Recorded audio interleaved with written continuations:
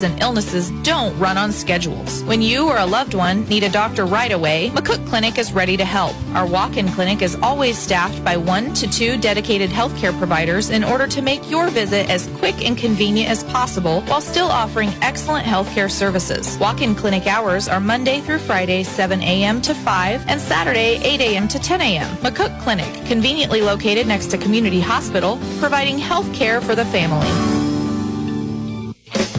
The pregame show is brought to you by your friends at Wagner Ford Toyota. Best of luck, Bison from Wagner Ford Toyota, located on the corner of West 2nd C in downtown McCook, the dealer that makes the difference. Wagner Ford pregame continues here. KICX, HighPlansRadio.net, KICX app, and our Kicks 96.1 YouTube channel. We're on the road to Lexington tonight, Ray Ehlers Field.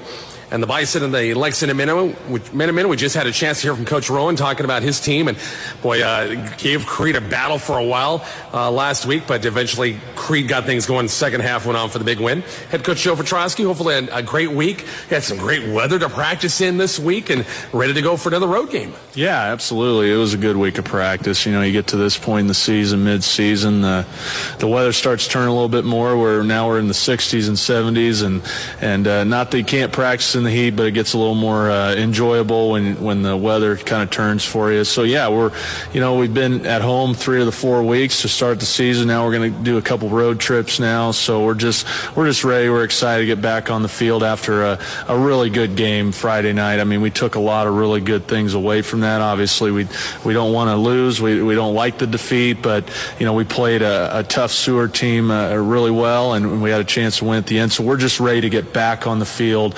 against a physical Lexington team that has high motor, and it's going to be a great contest. I know, talking to you Saturday morning, Coach of Coffee Club, you knew you had a couple of injury situations, probably some kids going to be out a couple of weeks. So what's the latest on with Jacob and also with Nate as well? Yeah, Nate Reiner's had a ACL tear, so we're going to lose him the rest of the season, which is unfortunate. He's just done so many great things for us and was a starting receiver for us, and so that was unfortunate to get that news about him. We are going to lose Nate for the rest of the season to ACL. Jacob right now with his shoulder, he had a minor separated shoulder in the game and in that AC joint area. So right now he's just day to day right now. There is a potential he could play Friday. We're not ruling that out. The great thing about it is he's getting better every day. Friday night it was a 10 on the scale of 10 as far as pain and what we were thinking as far as the pain is concerned. But from day to day it's continuing to get better and better to where it's almost tolerable at times. But we're going to take that one step at a time, and there is a potential he may play Friday, but there's also a potential he may have to hold out another week or so. Probably thinking, why do I have to go through this again? Because he went through it last year, darn it, and got to miss maybe we'll see what happens, but he definitely doesn't want to miss time. Yeah, absolutely. Jacob's put so much time into this, and injuries are part of the game, and just unfortunate for him that 2 years in a row he's had some injuries. We don't believe that this one is quite as severe as the one he had a year ago. I mean, a year ago he lost multiple weeks, so most of the meat of the season, and then was able to come back late in the year. But we're optimistic that this is going to be something we're going to be able to heal up and get back here sooner rather than later, and be able to get him back on the field. We'll take a break. We'll talk with Coach Petrosky more about this Lexington Ball Club coming up in just a moment on KICX. Hannah is at the library, and she brought Runza onion rings. They're very crunchy, and crunchy is loud. That's the double-dipped breading talking. Maybe they'd be quieter if you dip them in Runza's onion ring dip. Wait, they have onion ring dip? They do. Make some noise for Runza's homemade onion rings and dip, because Runza makes it all better.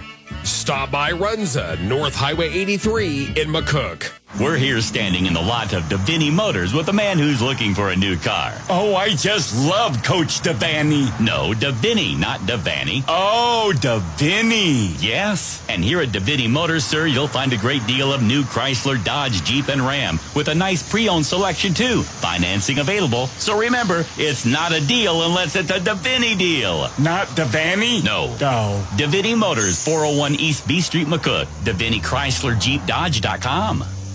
Hi, this is Danny with Tobias Dental Care. Well, it's that time of year again, football fans, and all of us at Tobias Dental Care would like to wish the coaches, athletes, parents, and fans a successful and safe season. We are accepting new patients, and we are providers for Blue Cross, Blue Shield, and Delta. We also accept all insurances, including Aetna and Emeritus. Our hours are Monday through Friday, 8 a.m. to 5 p.m., so come by and see us at 411 West 5th Street in McCook, or give us a call at 345-1510. And remember, at Tobias Dental Care, we make it easy for you to smile. Refreshing news! Vols Plumbing and Heating, your Carrier dealer in McCook, can keep you cool as a cucumber this summer. They can! Carrier's Infinity Series Central Air Conditioner with Green Speed Intelligence offers refined cooling, steady comfort, energy efficiency, and exceedingly quiet, cool performance. And each passes a legendary Carrier 100% run testing for quality and reliability. Learn more about Carrier Air Conditioning at Vols Plumbing and Heating, 1005 East C Street in McCook,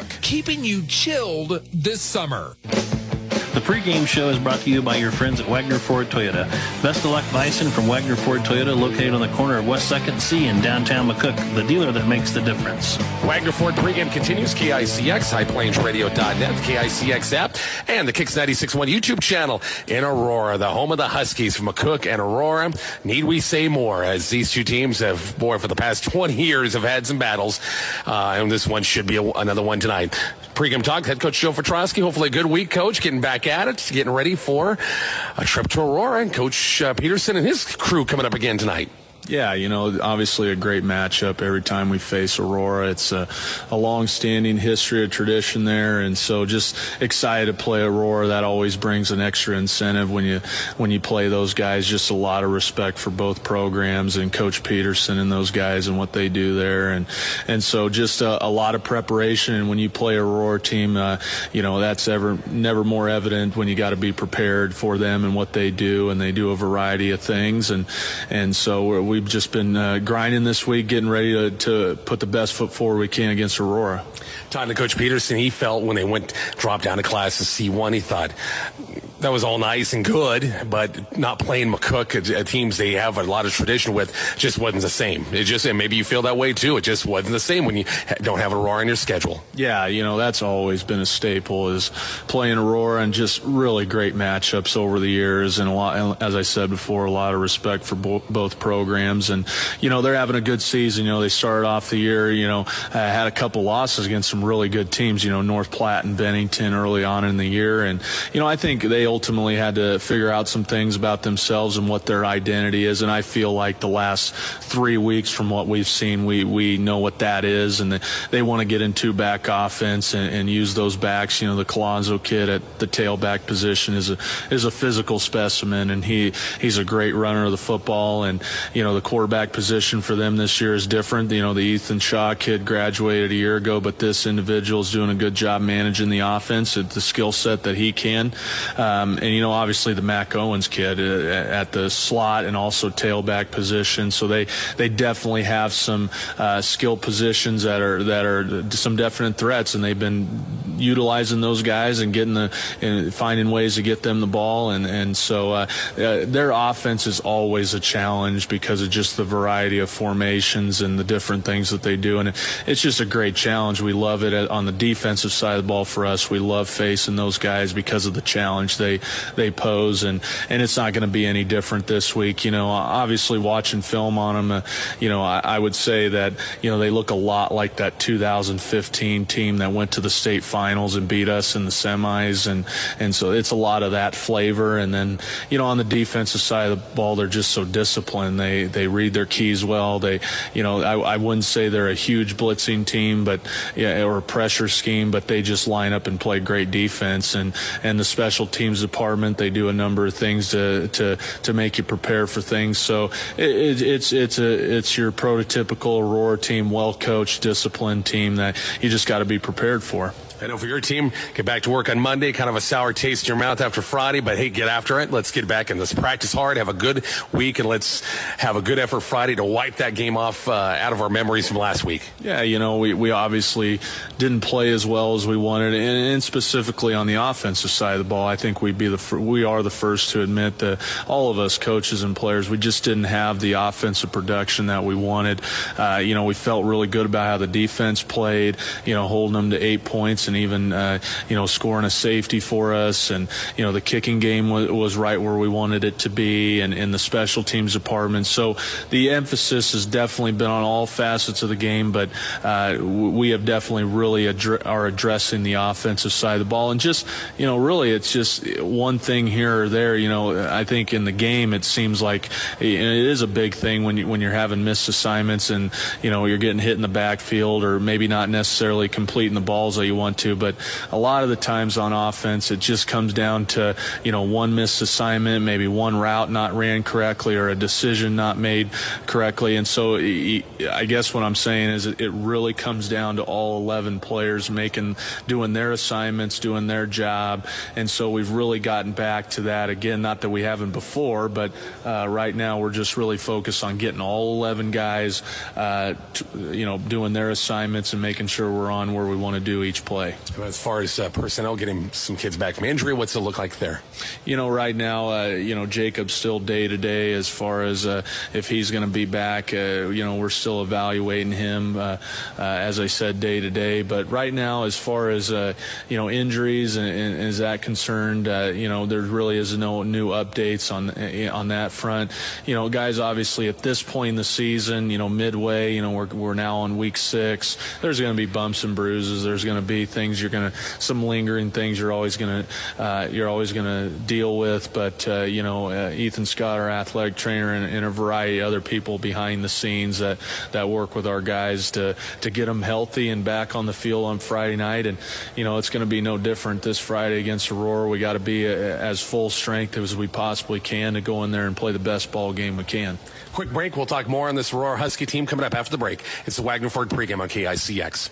Our new Rehabilitation Center entrance is open just east of the main entrance at Community Hospital in McCook. Our new registration desk and waiting area put you just steps away from physical therapy, occupational therapy, and the aquatic therapy pool, and just down the hall from speech therapy.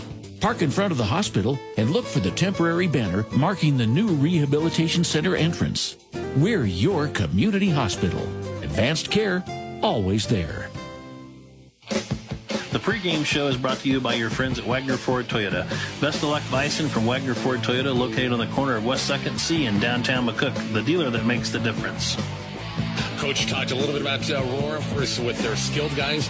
Boy, linemen, they've got some guys up front, both on the offensive line and defensive line, don't they? Yeah, you sit there and you talk about the skill positions, which there's a lot of electricity there. But, one thing that really stands out, and this has just been a thing for Aurora for many years, is the offensive line play and the size of those players. And I shouldn't just say the size of the players, just the ability of those guys to play the game of football up there. They just do a really good job. They're well coached. I know Coach Peterson runs the offensive line, so they're just well coached, and they run the schemes that they do, and they do a really good job at it. I mean, they really don't. There's really no deception with what they do. They just really believe in their technique and fundamentals and what they do. The Gage Griffith kid is a good sized kid and does a really good job on base blocking, but they have a lot of other guys up there that are returning starters that do a really good job, and so that's the challenge ahead of us on the defensive side of the ball, is just to play with great leverage.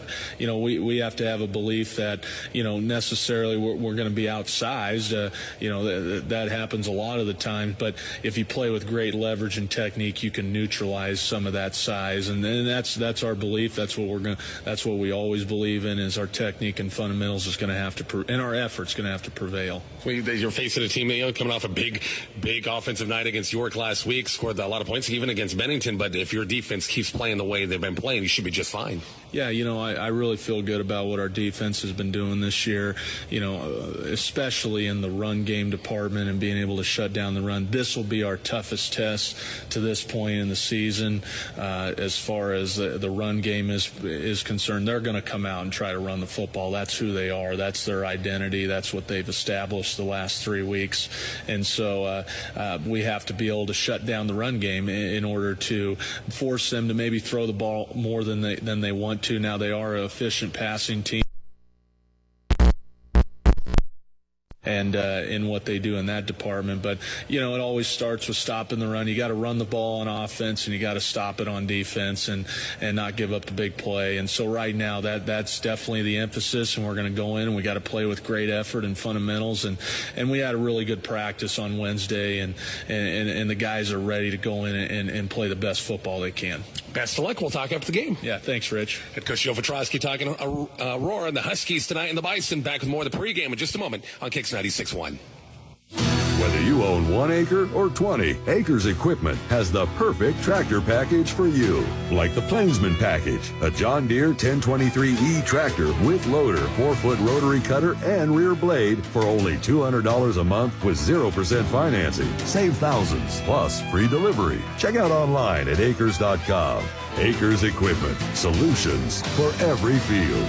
Ends 10/31/2021 with approved credit by John Deere Financial. Some restrictions apply. See Acres for details. Southwest Nebraska Physical Therapy cares for people of all ages. As people age, bodies undergo wear and tear. Although this process is normal, it sometimes leads to pain and disability, causing people to limit their activity or stop doing what they enjoy. Southwest Nebraska Physical Therapy can improve strength, mobility, and balance to help the aging individual build confidence in staying active. Call Southwest Nebraska Physical Therapy in McCook, Arapahoe, Oxford, and Curtis today. So, you like to get your hands a little dirty. Some grease and grime under your nails. Good news for you. Nebraska Land Tire in McCook needs your help. Nebraska Land Tire needs to hire tire techs, mechanics, and service truck operators. The pay will be $12 an hour with no experience and $13 with experience. Plus, hefty bonuses and as much overtime as you're willing to work. Wash your hands, clean your nails, and apply to Nebraska Land Tire and Service, 808 West B Street in McCook. An equal opportunity employer. Carpenter Breland Funeral Home and Monuments proudly serves Southwest Nebraska and Northwest Kansas through traditional funeral service, on-site cremation, pre-needs, and monuments. Stop by today and let our staff assist you. Carpenter Breland Funeral Home and Monuments, 305 West C Street in McCook. Catch up on all the latest high school and college fall sports news around the High Plains radio listening area. It's the Coach's Coffee Club program, Saturday mornings at 8 on KICX KBRL. 7 seniors leading 37 total girls, and they're doing a really good job of bringing energy. And the younger girls are doing a really good job of stepping up and matching their energy. I told them, the girls, this might be the first time. We've always seen some flamethrowers, but this might be the first time we've seen 6 to maybe 10 kids.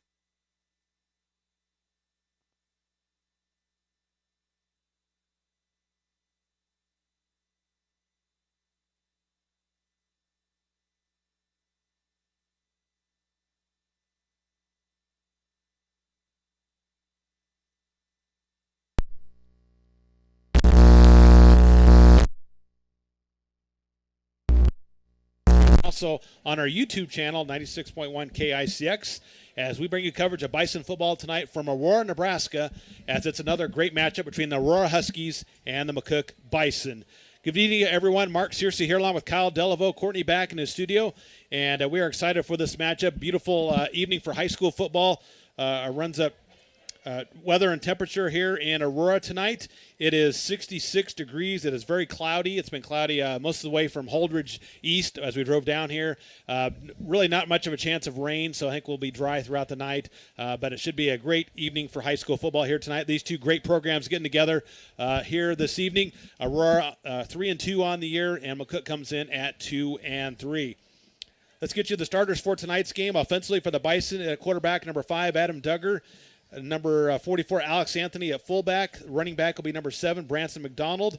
Tight ends will be number 43, Garrett Capps, and number 45, Matt Nichols. Wide receiver, number 13, Lucas Gomez-Wilson. On the line, a little bit of a change-up this week. Number 64, Max Weimer at the center. Guards will be Eli Kaler, number 68, and Ethan Spencer, number 62. Tackles will be number 59, Tegan Rice, and number 78, Tucker Martinez Conroy for the McCook Bison. Offensively for Aurora tonight, number 11, Drew Nuss, the quarterback. He is a junior. Running back, number 2, Carlos Colazo, a 200-pound junior. Fullback, number 31, Britton Kemlin. Wide receivers, number 14, Bryce Barger, and number 1, Carson Stair. Tight end, number 86, Preston Raymakers. Their line will be number 74, Gage Griffith, number 50, Jack Allen, number 64, Garrett Bellis, Brecken Papina, and number 54, Kellen Peterson for the Aurora Huskies. Head coach for the Bison, of course, is Joe Vitrosky in his first year. And for the Huskies, it is Kyle Peterson. And Aurora won the coin toss, elected to defer to the second half, so the McCook Bison will get the ball first to start this matchup here for this contest. McCook wearing their road whites uniforms with the red helmets and the red and black numerals. Aurora, the home team, wearing their black pants with red jerseys and white numerals. Kyle, real quick, your thoughts here before we get started with the kickoff. Well, I think these are teams that are headed in two different directions right now. Aurora's on a 3-game win streak. McCook is on a 2-game losing streak, and we're going to have to get out fast if we're going to make this work tonight, Mark. Those are my down and dirty quick thoughts. So, yeah, we'll see what the offense can do for McCook here tonight as we get ready for the opening kickoff between Aurora and McCook. So many great matchups throughout the years, and hopefully we can have another great one here tonight as the Bison will be receiving the opening kickoff here. Beautiful new field turf for this football season this year for Aurora. Ball hits at the 5 and goes into the end zone for a touchback, and McCook will start their first possession at the 20-yard line. We got to say a big thank you to Wagner Ford for providing us a vehicle to bring down here to watch this matchup here in Aurora. Did you know Chris and the guys at Wagner Chevrolet and Wagner Ford Toyota sell tires? Contact the parts department at either location to take a closer look at the tires they offer for your car and truck. Now is the time to have Wagner's get your vehicle's tire taken care of. So Bison offense takes the field here for the first time tonight. We'll split receivers to either side. It'll be Duggar in the shotgun for McCook. Aurora in a 5-2 defensive alignment. Snap back and going to give it to the tailback and fights forward for a tough 1 yard, maybe 2 there for McCook. It'll bring up 2nd down and 8 for the Bison. Carrying the football there was number 7, McDonald. Yeah, we're going to have to get that inside run game going tonight, Mark. I suspect maybe that's why we saw a little bit of a shakeup on the offensive line, get a little more meat in the middle, and we'll see how that helps us get that going. Receiver split out to the near side, and I formation behind Duggar. So he goes under center. 2nd and 8 for the Bison at the 22. Fake the handoff. Duggar in the pocket, pressured, in trouble, rolls over to the left, and is hit and taken down at the 20-yard line. Good gang tackling there by Aurora. Nowhere for Duggar to go, and it's a loss of 2 back to the 20. It'll bring up 3rd down and 10 for the McCook Bison. We talked a lot about offense, but this Aurora defense playing very good football as well, Kyle. Yeah, you might have heard a name in that starting lineup that sounded a little familiar, that yes. Raymaker's name. I'm assuming, I think Kevin and his wife live here in town, yep. Are attorneys or something, so I assume that's Kevin Raymaker's son on the field. He might be a little bit rough to handle. So 3rd and long here for the Bison, 3rd and 10. And we've got officials timeout. And what do we got? Aurora timeout. It's an Aurora timeout. Wow. So a timeout on the field, and we'll keep it right here and say a big thank you to more of our great sponsors for Bison football tonight, including Acres of McCook and Oberlin, Carpenter Breland Funeral Home and Monument, Community Hospital McCook, DNS Hardware, Devaney Motors, Herman Jones Funeral Home, Horizon Bank, Hot Tub Brokers, McCook Clinic, M&B Bank, Nebraska Land Tire Service of McCook, Party Electric, Pinnacle Bank in McCook, Runza, Southwest Nebraska Physical Therapy, Tobias Dental, Veteran Heating and Air Conditioning, and Volts Plumbing and Heating. Yeah, the Bison's got to get off to a good start here, and unfortunately it's a 3rd and 10, but a chance to pick up a 1st down here. Don't want to give it right back to the Aurora offense, but let's see what Coach Vitrosky dials up here on 3rd and long. Yeah, Mark, and I think last week one of the things that we saw at Lexington is because of penalties and the inability to get some solid yards on 1st down, we just kind of stayed off schedule all night. And if we stay off schedule again tonight and Adam has to throw the ball over and over, I don't think that bodes well for us. So let's see what the Bison do here. 3rd and 10 from their own 20, opening possession of this contest. And again, they're going to spread things out. Aurora look like they're showing blitz and fake the handoff. Duggar in the pocket, looks to his left, pressured, and gets it off, throws it deep down the far sideline. It's up in the air, and did he catch it? No, it hit the turf. Boy, is that Gomez Wilson over there? Let's see. Yeah, I think it was. Boy, he had a chance to grab it, but it just didn't quite bring it in. And they say incomplete, and it'll be 4th and 10 for McCook. But great throw by Duggar to get it down there. Yeah, that would have been a huge get. I've never seen that blitz package before. Yeah. Mark 66 came from the sideline. Yeah. He blitzed from the sideline. That's a new one. So, something new every day. McDonald punted away for the Bison, standing his own 5-yard line. Bison go 3 and out. Nice snap back and going to get it off. Over there to the far sideline. Not a huge punt. And it takes a Aurora bounce back to the 40 of McCook, and it's going to be down at about the 38 or 39 of McCook. So Aurora's going to get great field position for their first possession of tonight's game. So Aurora will have it for the first time here tonight. 10:29 to go in the first quarter. No score between McCook and Aurora on the M&B Bank scoreboard. So we'll see what the Bison defense can do here against this Aurora offense. Is really starting to click here the last couple of games against their opposing teams. Yeah, they got a couple of outstanding tailbacks. One that goes about 200 pounds and one that goes 215, and they both look all of that. And I think we're going to see, multiple sets, multiple looks from Aurora. So it'll be a good challenge for this. Oh, and we have a penalty. Is that a penalty? Yeah. Gets McCook. A chop block called, and boy, add that to the end of the run, and Aurora down to the Bison 22-yard line. Boy, I really see that call on a punt, but called a chop block. So Aurora, great field position to start this game, and at the Bison 22-yard line. Bison have to stiffen up here. And now we got another timeout. Or trying to see. It's about the worst the possible way. Yeah. Funny how you can't play football without it. Oh, they had one out there. They just didn't like it. It was McCook's, so you have to get the Auroras out there. Come on, get the visiting team. Yeah. What's the deal there? So here we go. 1st and 10 for Aurora at the Bison 22. 2 receivers split out. As the quarterback goes under center, handed off to the right side. Close up. Still on his feet over the right side. Barrels down to the 15 to the 14-yard line. He has a load to bring down. Pick up about 8 there for Colaza on that first carry, and it'll be 2nd and 2 for Aurora. What do you think? We're going to see that again? I think if you get 8 yards, that's something that you probably go back to. So 2nd and short here for the Huskies.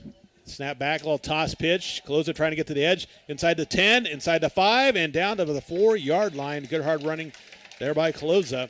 And it's 1st and goal for Aurora. They're very up-tempo, and they will hustle in some subs, and it'll be 1st and goal for Aurora at the Bison 4-yard line.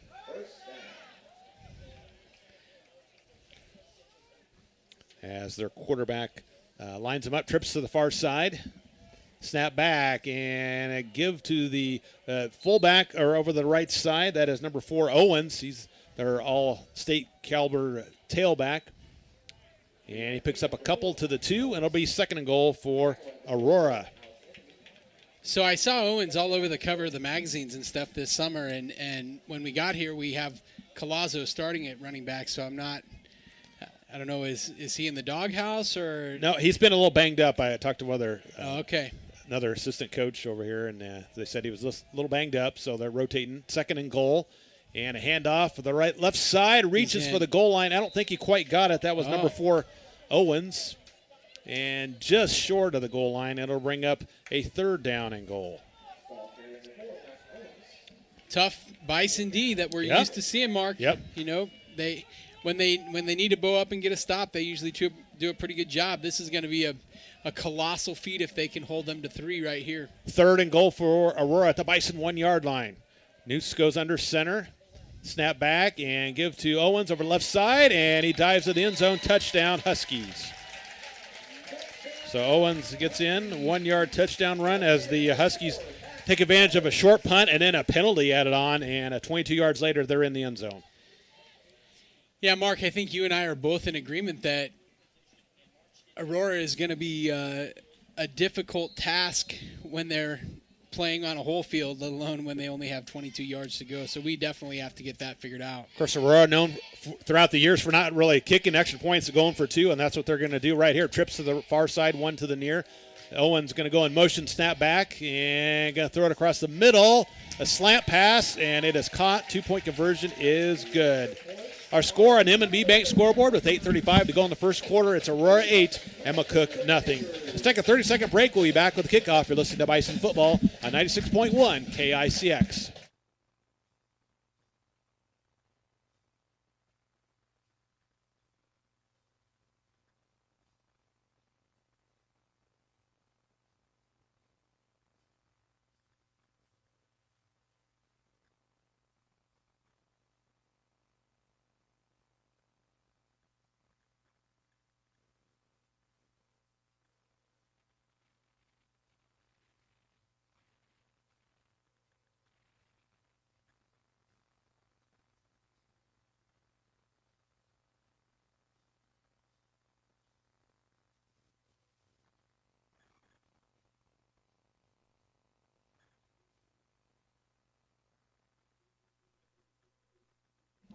Welcome back to our coverage of Bison football tonight on KICX as the Aurora Huskies strike first on Owens' a 1-yard touchdown run. 2-point conversion was good. And with 8:35 to go in the first quarter, it's Aurora 8 and McCook nothing here from Aurora football field. We're switching out the ball again. Yeah. Got to make sure we get the right football out there. This is the kicking ball. Beautiful facility here in Aurora. I haven't been here before, and as we're talking to some people before the game, they just installed new field turf here just for this season, and it looks great out there. And this is their second set of field turf. Yep. They've had field turf for, I think, 3 or 4 years before that. So the Bison are going to get the kickoff here from Aurora, down by a score. And a little squib kick this time, and taking it to 30. Up to the 35 and up to the 36-yard line. Decent return there for McCook. And they'll have a pretty decent field position to start this possession.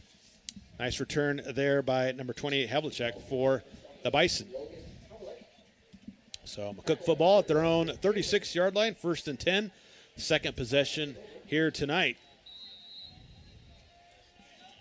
As McCook will try it out in the field here. And they're going to split receiver out to the far side. Tight set and I formation behind Duggar for the Bison. Quick snap and a handoff left side. McDonald trying to knife his way over to the left side. Picks up a yard, and that's about it. And it'll be 2nd and 9 for the Bison. I'd be interested to see what happened if Anthony carried the ball. You know, he was really yards per carry our best option last week. 2nd and 9 for McCook at their own 37-yard line, almost to the 38. Receiver split out. Duggar now in the shotgun. Snap back and going to hand it off to fullback and hit immediately and push back. Maybe lost a yard on the play, and it'll bring up another 3rd and 10 for the Bison. That was Anthony with that carry, but met right at the line of scrimmage. Kyle, nowhere to go, and it's another loss and another 3rd and long here for McCook. Is that asking you shall receive? Wanted to see what Anthony could do with the ball, and that was not a lot of room to work with for Alex on that play, unfortunately. A couple subs in here for Aurora as the Bison hustle up to the line of scrimmage. Now they're going to spread it out. Twins to the far, one to the near. Duggar in the shotgun. 3rd and long for McCook. Snap back. Duggar rolls to his left, pressured. Looks downfield. He's going to try to run. He's got some room. 40, 45, and knocked out of bounds there. Actually going to go out to 43, pick up about 5, and it'll bring up 4th and about 5 for McCook. Barger knocking him out over there for the Huskies. So 4th and, we'll call it about 4, actually, up to the 43. And looks like the Bison will be punting it away. McDonald will go back to around his 30-yard line to punt it.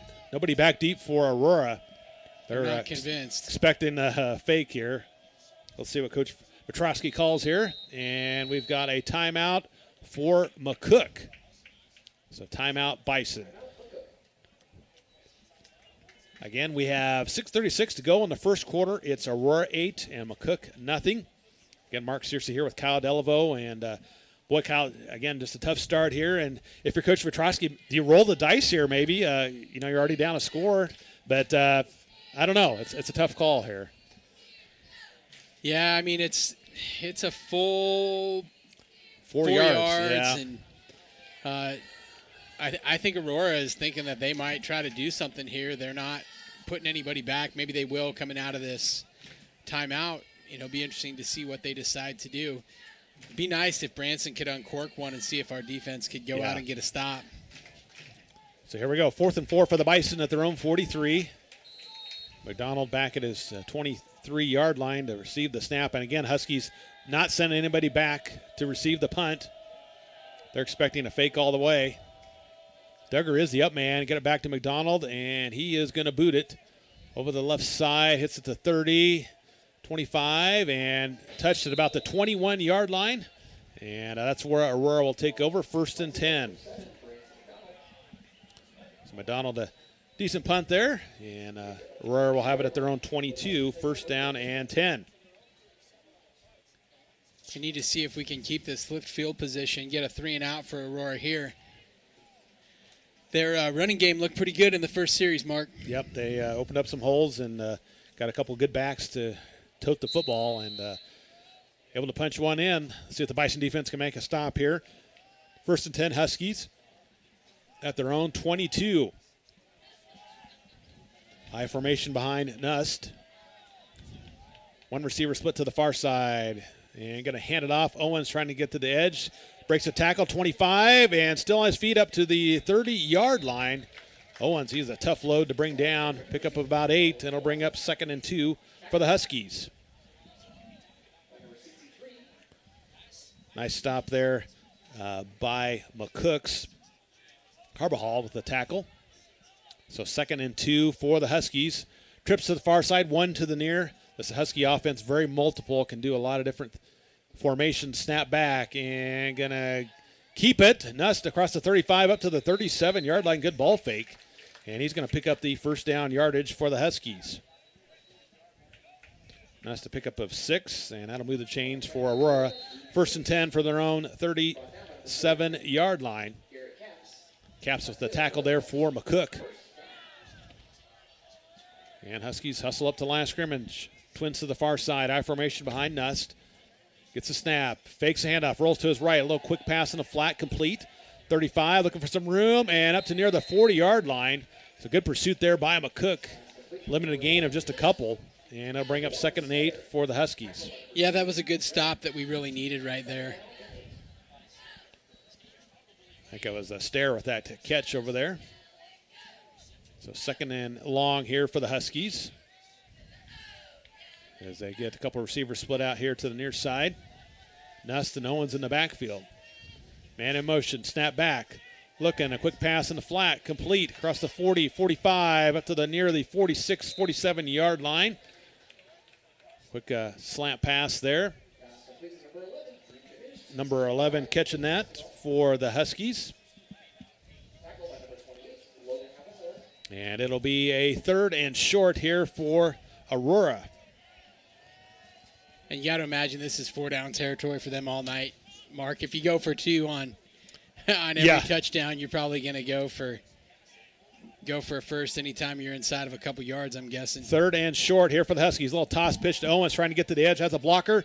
Gets the 1st down up to near the 50-yard line. Tripped up there by the Bisons. That was number 44, Anthony, making the stop. But another 1st down for the Huskies right at the 50-yard line. So a decent gain there for Owens, up to 17 yards on the ground for the Husky tailback. And it's 1st and 10, Aurora at the 50. 4:33 to go in the first quarter. Huskies up 8-0 over the Bison. Nust in the shotgun, snap back, and going to give it. Collazo hits line of scrimmage, spins around 45, and fights forward down to near the 40-yard line. Pickup of about 9 for Collazo. Tell you, Kyle, that's a nice 1-2 punch to have with Collazo and Owens in the backfield.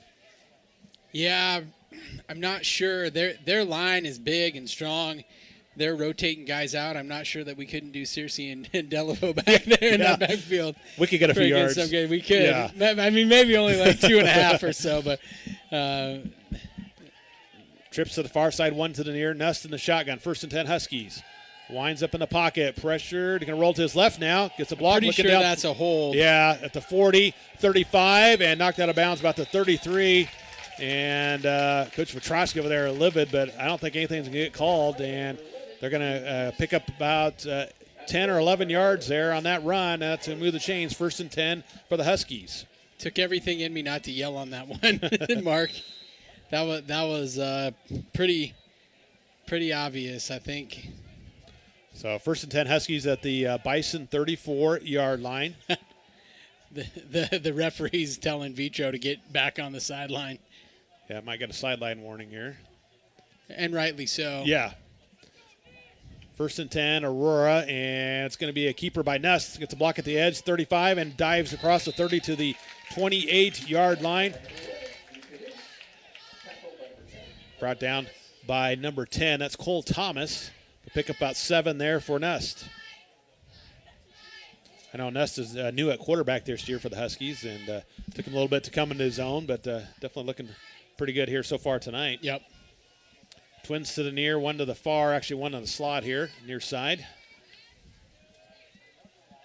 Got a man in motion, and going to fake it. The jet sweep rolls to his right, looks downfield, going to take off, and throws it late over there on the right side. Almost intercepted, but it falls to the turf incomplete anyway. And it'll bring up 3rd down and 4 for the Huskies. So Nust with the incompletion there. And it'll bring up a 3rd down and 4 for Aurora at the Bison 28-yard line.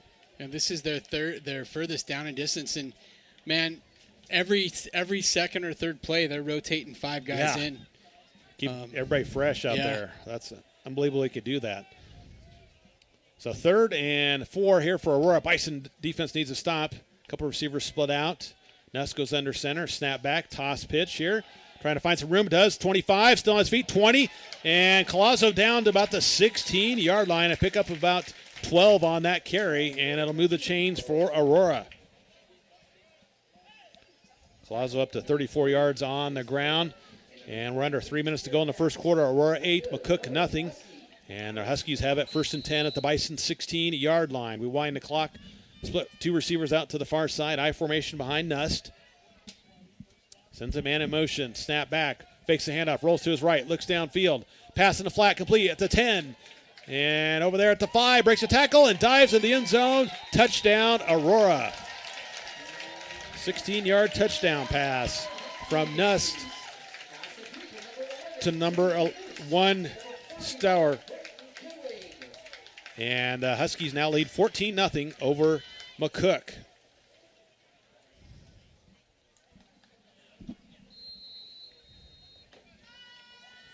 And the Huskies will line up like they're going to try to kick it. But with them, you never know for sure.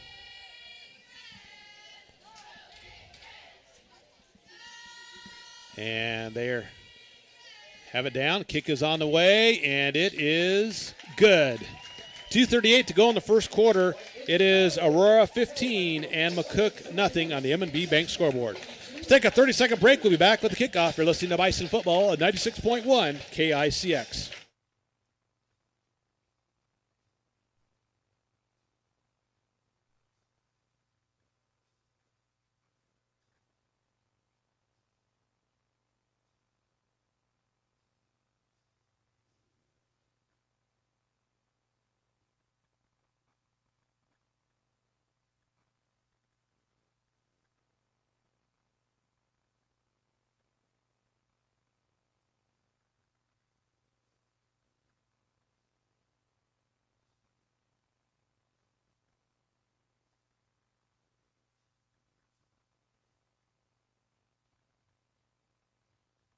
Welcome back to our coverage of Bison football here on 96.1 KICX as the Aurora Huskies strike again on a Nust to Barger 14-yard touchdown pass. Extra point kick was good. capping off a 10-play, 78-yard drive for Aurora. Our score with 2:38 to go in the first quarter. It's the Huskies 15 and the Bison nothing. As the Bison will wait for the kickoff. Aurora's kicked it deep, and they've pooch kicked it, so we'll see what they do here on this kickoff opportunity. Bison find themselves down 2 scores here to the Huskies, as they have it teed up to kick it off. That is Alex Peters, number 82, to do it for the Huskies. And a little squib kick in the middle over there, left side now, coming up, fumbles it, and finally fell on it about the 28-yard line. Bison recover it, and they will have it first down and 10 at their own 29-yard line. Leighton Bortner there to jump on it, and it's a good thing. We did not need Aurora to have the ball again in their territory. So, Mark, I think, as much as we have an offensive identity that we try to stick to, I'm not sure that we're going to be able to run between the tackles on first and second down. We're going to have to try something different before long and see if we can't get something to open up for us. Maybe some of that bubble screen look out on the outside with Lucas Gomez-Wilson, or, something to get the ball in space, it looks like to me. Twins to the near side. Duggar goes under center. Snap back. Going to hand it off. McDonald right up the middle across the 30 to the 31-yard line. Gain of a tough 2 yards there for McDonald. And it'll be second down and 8 for McCook. So trying to establish that run. But you're right, Kyle. I think we got to do something a little different here. Can't just line up and run it down their throat here. Yeah, I mean, we're used to being able to do that on teams, but I think, one thing that we've seen, and I think we're going to continue to see, is when we head out east, Aurora's got double the people on their roster we do. They're running, 5 guys in and out. We're going to have to, we're not going to be able to just manhandle them. Bison spread things out here on this formation. Trips to the near side, snap back to Duggar. Looking downfield, a quick pass in the flat, complete at the 35-40. Up to the 45-yard line. Nice catch and grab there by McCook. Kenyon Hosick with that, the reception for McCook, and that'll move the chains for the Bison. Yeah, and it's good to see him out there, Mark. I noticed that last week he played a lot more, played in the running back position, played as a receiver. Adam Duggar's only a junior. Kenyon is a sophomore. Yep. And, so if things hold the way they are, he's not going to play quarterback until his senior year, and we got to have him on the field. He's a great athlete. So first and 10 for the Bison at their own 46. Snap back to Duggar. A quick pass in the flat to Hosick. Across the 45, 50, and hit. And, boy, tackled right to the turf there in the open field. And it'll be a gain of about 5 on the pass reception to Hosick. Still 5 yards, though, and I think, this is where sometimes those smaller teams, that spread offense that we see so prevalent in college football developed because smaller teams needed to be able to get the ball in space. We're a smaller team. We got to get the ball in space, Mark. Second and 5 for the Bison at the Aurora 49-yard line. A minute 15 to go in the first quarter. Twins to the near side as Duggar goes under center. Snap back, a little toss pitch, and we're going to do a halfback pass, winding up down the middle of the field. It's on the way, and it is tipped. And did he catch it? No, incomplete. The Husky had it, and then I thought one of our receivers might have caught it on the way down, but it hits the turf, incomplete. And it'll bring up 3rd and 5 for the Bison. Boy, that could have been a big play there, Kyle. Yeah, for sure. That would have been awesome. Pretty decent throw down the field. Yeah, I mean that's what you have. I mean, every time you have Kenyon in the backfield, he can throw it. But unfortunately for McCook, it does fall incomplete, and it will bring up again 3rd and 4 for the Bison at the Aurora 49-yard line. Bison trailing 15-0. Big play here. Trips to the near side. Duggar in the shotgun. Snap back. Looking downfield. Pressure quickly, and it's incomplete. It was pressured up the middle by Owens and had to get rid of it to Hosick a little early, and it falls incomplete, and it'll be 4th and 4 for McCook. Yeah, and I think we're going to punt here, because we can't give them the short field, but also in danger of going down 3 scores early in this game if we can't get a stop. So our defense really needs to step up, Mark. I know that goes without saying. So 4th and 4 for the Bison. Donald standing back at his 35. It's a snap back, and is going to boot it And a high punt, not real deep. And unfortunately, it takes Aurora bounce back to about the 29-yard line of Aurora, and that's where they will take over 1st and 10 for the Huskies. With 49.6 seconds to go in the first quarter, it's Aurora 15 and McCook nothing. So you're right, Kyle. The Bison defense has to somehow find a way, dig deep here, and get a stop. Because if you get down 3 scores to this Aurora team, it's going to be really tough to come back. As the Bison defense out on the field, Aurora trots out their offense. 1st and 10 Huskies at their own 29. They've had a short field to work with, and they've had a long field to work with, and both of their possessions have ended in touchdowns. Got a funky formation here. We've got 2 backs, and Nuss is in the shotgun. Snap back and going to hand it off. And nice pursuit there by the Bison. No gain on the play. Great job at getting to the football. Collazo with no gain. It'll be 2nd and 10 for Aurora. Adam Duggar and Branson McDonald on a great play there. Just a good read and flying to the ball. That's what we're used to seeing, and frankly, we got to get that right now, Mark. Got some other scores in Class B. Omaha Gross over Crete, 14-7. Northwest over Seward, 7-0. And York and Hastings tied at 0. Quick little pass in the flat from Nust over the right side, complete 30-35, and knocked out of bounds at the 36-yard line by McCook. And that'll wind out the first quarter. As our score after 1 quarter, it is Aurora 15 and McCook nothing. Let's take a 1-minute timeout. We'll come back with the second quarter of action. You're listening to Bison Football on 96.1 KICX.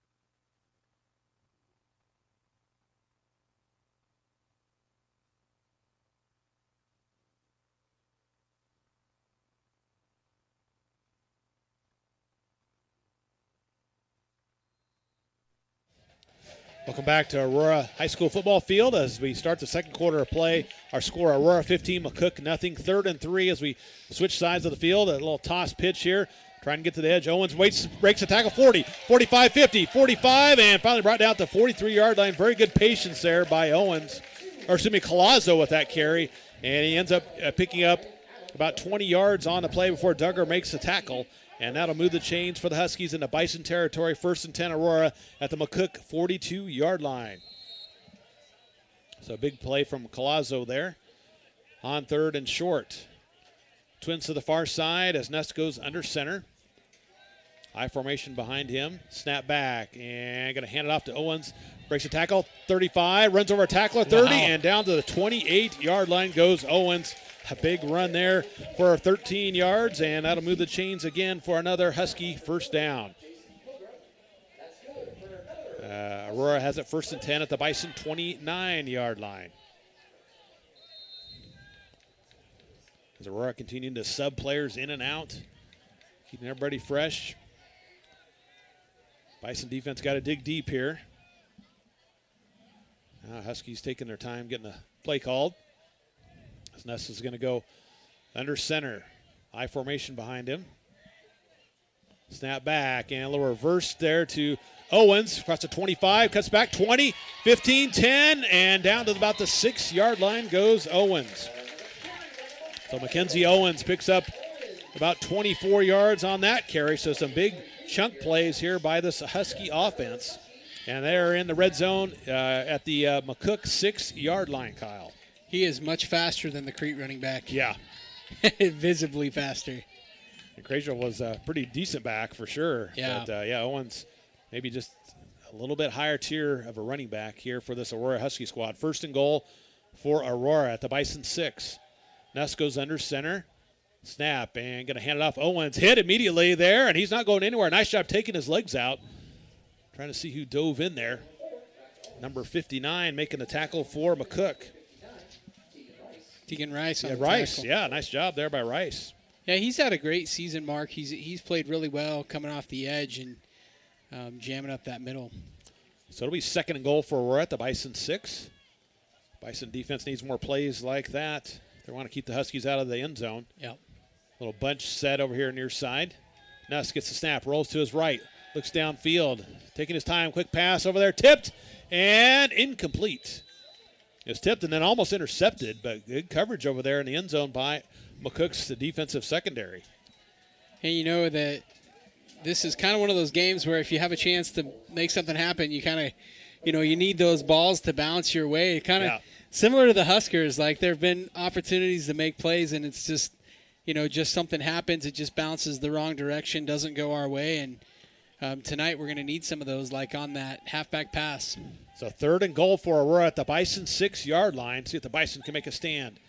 You're going to splend receivers to the far side, trips to the near here. Kind of a bunch set, snap back to Nust. Looking downfield, throws it over there far side. It's on the way, it's up, and it is incomplete. That was fantastic coverage. Great coverage over there by McCook. I think that was number 7 over there for the Bison.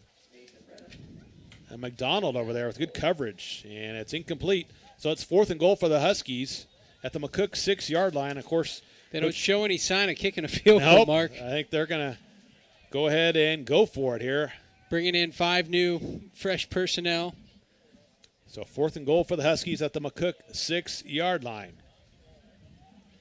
That's amazing. They rotate 2 wide receivers, a lineman, and a tight end in those 4-person sets that they're bringing in. I formation, fake the handoff. Nuss pressure, a quick pass over there. It's complete. And he slips, and he is going to be, was he down? His knee was down. Colazzo did not get in, and he is stopped, and Bison defense comes up with a stop on fourth down. Wow.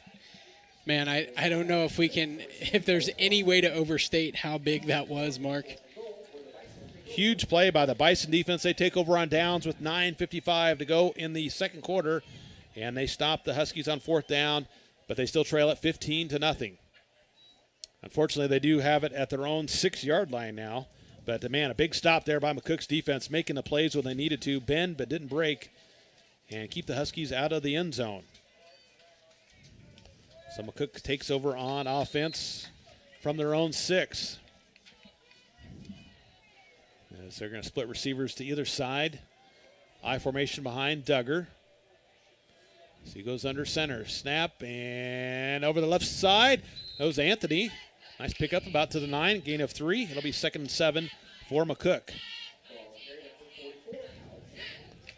Nice job getting positive yardage there out of the end zone. And now we're on schedule. Yep, exactly. You got 2nd down and between 6 and 7. 3.5 yards of play gets you a first down. Exactly. Receiver to either side here for the Bison. Duggar under center, I formation behind him. 2nd and 7 for McCook. A little toss pitch. McDonald trying to get to the edge, gets a block, cuts upfield across the 10 to about the 11. Swarmed under there by a couple Husky defenders. But a gain of another 3 yards for McCook, and it brings up 3rd and about 4 for the Bison. So Bison really got to try to convert here on 3rd and 4 from their 12-yard line. It'd be really nice to get a first down and get us out of the shadow of the goalpost here. So otherwise, you're going to probably give Aurora a great field position if you can't pick up this first down. So Bryson bringing the play. Here we go. 3rd and 4. Going to spread it out. Trips to the far side. Duggar in the shotgun. Looks over the Husky defense. Snap back and rolls to his right. Pressured in the end zone, in trouble, and finally throws it away. Pressured over there by Owens, and luckily threw it away. That's going to be a safety. He pulled his flag out. Oh, saying he wasn't out of the pocket. Boy, I think he should have been. And there was a receiver over there, And they're conferring. They're going to put it back. They're going to put it back. Yeah, no Man, flag. he wanted to pull it, though. Yeah. So incomplete pass and no intentional grounding or safety. And so the Bison will be punting it away. McDonald will have to punt it from his own end zone. You definitely want to get a good snap back to your punter. Good snap, and I would say keep it away from the receiver. Back deep to receive is number 1 for the Huskies. A low snap, and he bobbles it and snowed under and tackled in the end zone for a safety. Just so we didn't want it to happen, and it happened, and the Bison give up 2 points. And it's now 17-0 Aurora over McCook. Darn it, there for the McCook special teams. Just a low snap, and he kind of bobbled it and just snowed under. Huskies got good pressure, and the Bison give up a safety. With 8:22 to go in the the first half, it is Aurora 17 and McCook nothing on the M&B Bank scoreboard. And unfortunately, Kyle, on safeties, you lose the points, and you also have to punt it away or kick it away to the opposing team. So definitely not a good turn of events here for McCook. No, but honestly, because of the way, I suppose every point counts, but the way that Aurora piles up points, they did a 2-point conversion, then a 1-point conversion. Right. Now they got a safety. It's like they have 2 touchdowns and a field goal. There you go. I mean, I guess you would just – maybe they have some kind of a system that they use. If they do, I'd love to see it to know how they decide if they're going to go for 1 or go for 2. So the Bison give up a safety, and they'll be kicking it away here to Aurora here with 8:22 remaining in quarter number 2. Will they punt it or kick it? Yeah, let's see what they elect to do. I imagine maybe with Patrick they'll go ahead and kick it. Yeah. It's from your own 20-yard line is where you kick off or punt from. And, yep, looks like Mr. Gross has the tee out there, so going to be kicking it off. They call it a free kick, but it always seems pretty costly to me. Yeah, exactly. So here we go. Gross to kick it off from the 20-yard line for the Bison. Owens back deep for Aurora along with number 1, Stair. And here we go for the kickoff. I actually think we have 3 and 1 back there. Yeah, they got another guy up short there. Let's see. And end over here near side. Stair has it to 20, 25, 30, 35, 40. Cuts up field, 45, or not, drop there at the 43-yard line by McCook. And Anthony makes the tackle. And Huskies will have it first down and 10 from their own 42-yard line, leading 17-0 over McCook. 8:15 remaining here in the first half of play. So the Huskies back out onto the field after their defense came up with a safety last possession. We haven't seen a team like this so far this year. No, but it's definitely a very unique team and a very impressive team so far here tonight by this Aurora Husky squad. You see why they were preseason number 1, and obviously they went 0-2 to start the season, which they're not. That's not the team they are, clearly. And a handoff and hit it immediately in the backfield. Owens goes right down. Let's see who made that tackle in there. Is that McDonald? And boy, great tackle there by McCook. It was McDonald and Rice, I believe, also helping out. But yeah, no gain on the play. Things are getting chippy. Yep, saw a little separation there from the referees. Here we go. Three fresh receivers and a tight end. Four guys coming in every play just about, Mark. Actually, a loss of 1, they're going to say. 2nd and 11 for the Huskies. Now sends a man in motion, snap back. Looking downfield, winds up, seam pass down the middle. He's got a man there, but too far. Incomplete. He had him, but a little too far on the pass. Nuss trying to throw it to number 31, Kimbling, and it's incomplete. When he sees the film on that, he's gonna really wish that he would have thrown that with a little bit more air under it. 3rd down and long for the Huskies, and another opportunity here for the Bison to get off the field. Yeah, we really need to get off the field here. 3rd and 11. Let's pin our ears back and go get somebody, Mark. Yeah, what do you say? I love that philosophy. Get after them. Put the heat on Nust. Third and long for the Huskies. Trips to the near, one to the far. Colazo in the backfield. And he goes in motion. Snap back, looking downfield. Bison just rushed 3. Going to throw it deep down the far sideline. He's got a man there. And incomplete. Colazo kind of lost it, I think, a little bit. And incomplete at the 30, but he had him wide open. And it's going to be 4th and long for the Huskies. So the Bison catch a break there. See if they can take advantage of it. And will Aurora punt it? So 74 is the guy who held on the play earlier and he held again there on that play, and then he goes back and talks to the ref. 4th and long, and the Huskies gonna pooch punt it and goes over the far sideline, out of bounds about the 34-yard line. Not a great punt, maybe about 25 yards or so, and that's it. And the Bison will take over after a 3-and-out by the Huskies. So nice job there by McCook's defense. With 7:21 to go in the first half, Aurora 17 and McCook nothing. Love it. I was like, are they really going to run a play here? That pooch punt's kind of a nice little, something to have in your arsenal. And we can do that too because Branson can kick, Canyon can kick. So here we go. Bison have it 1st and 10 from their own 36. They try to crank up this offense here against the Husky defense. Trips to the near side. Duggar, one man in the backfield behind him. A little bubble screen here maybe. Snap back and going to give it up the middle. Maybe a yard or so for, I think that was Anthony again with the carry. And it'll be 2nd down and 9 for the Bison.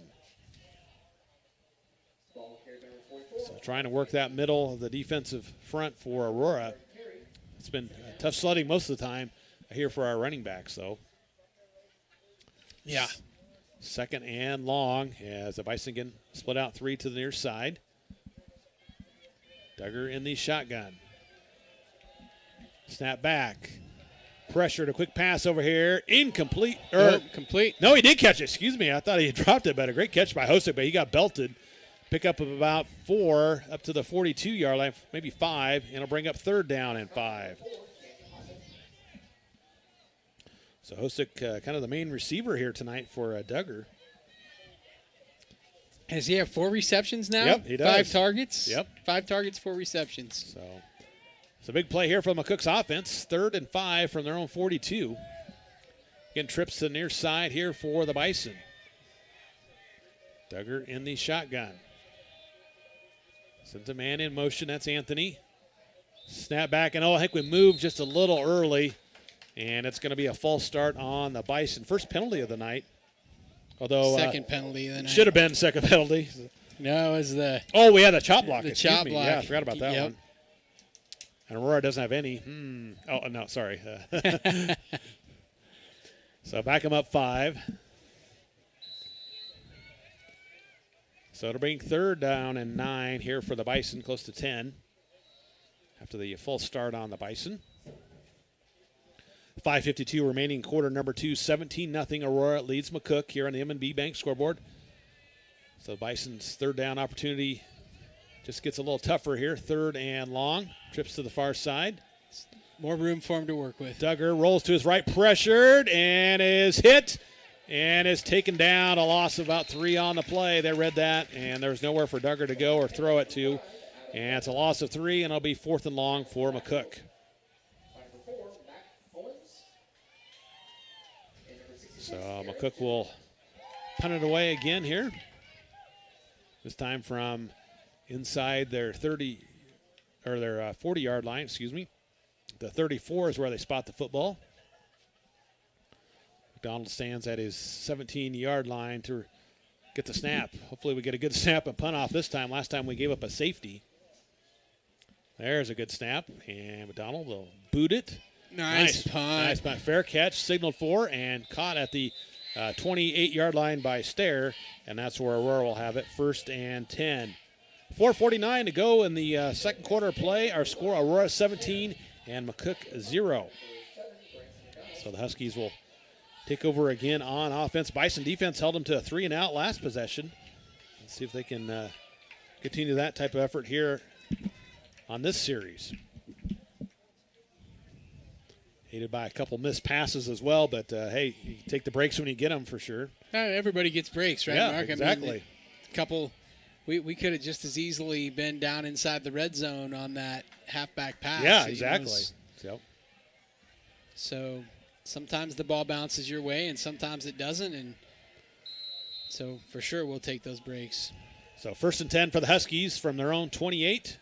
As Bison defense gets aligned here.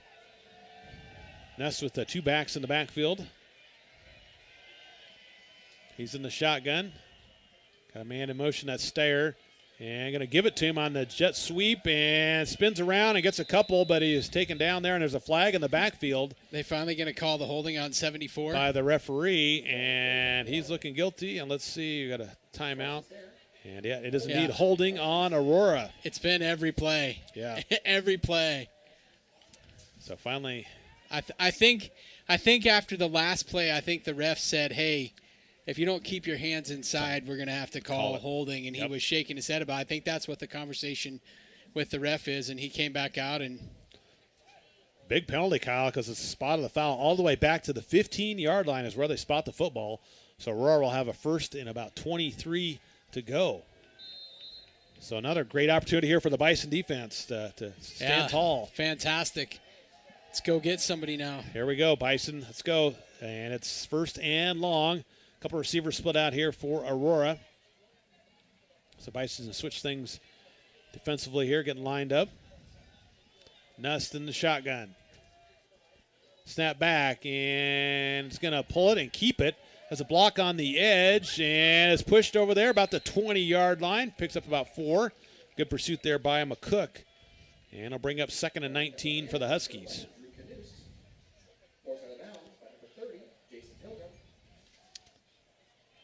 Is it me or are we a long way from the field? It kind of just seems like it. That seemed like a long ways from us. Especially it's the far sideline over there. It's ways over there.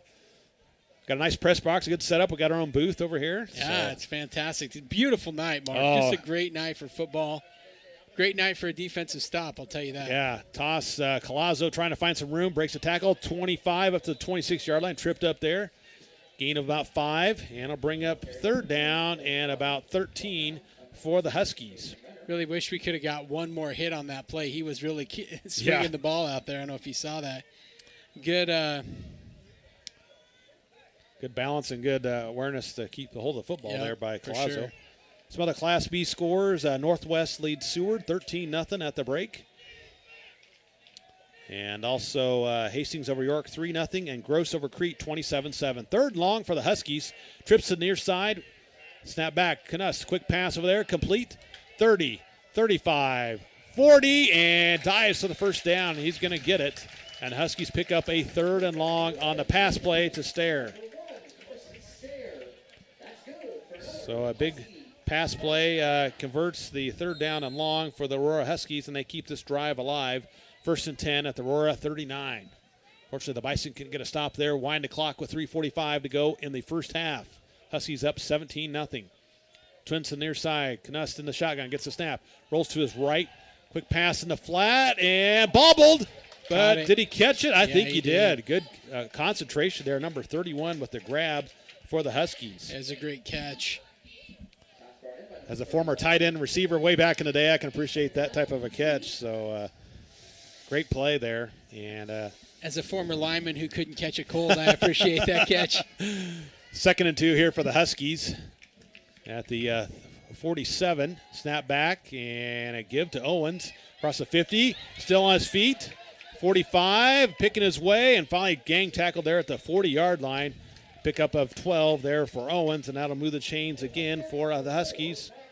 1st and 10, Aurora at the Bison 40-yard line. Huskies putting together a drive here, trying to march down the field. Bison want to get a stop here with 3 minutes to go in the first half. Cook down by 17. Twins to the near side. Knust in the shotgun. Snap back and going to pull it. Going to run a little option. Pitches it late. Collazo, 35. Knocked out of bounds at the 31 here. 32-yard line on the near sideline. So a gain of about 6 there for Collazo. It'll be a Havlicek with the tackle out of bounds there for McCook. So 2nd and 4 for the Huskies. They stop the clock with 2:47 to go in the second quarter. Knust under center, gets the snap, and going to give it to Owens. Cuts the outside, one man to beat. Stiff arm, breaks the tackle. 30, 25 to the corner. Stiff arm, and finally brought down to the 22-yard line. A gain of about another 10 yards there for Owens. Man, and Coach Petrosky is really unhappy about something. I don't know what it is, but he is just really giving that ref what for. Spot the 21-yard line of McCook. 1st and 10, Aurora.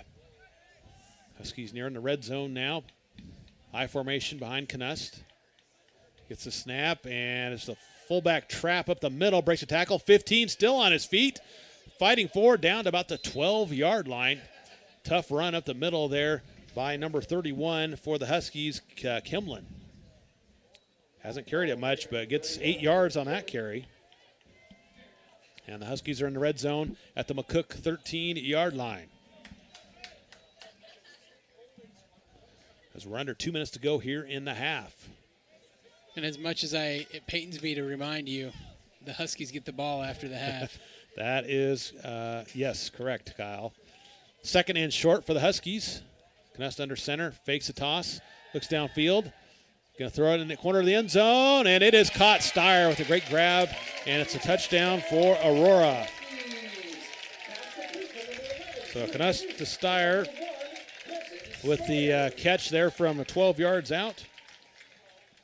And Aurora extends their lead now to 23-0 over McCook with 1:35 remaining in the first half. And the Huskies will line up for the 2-point conversion.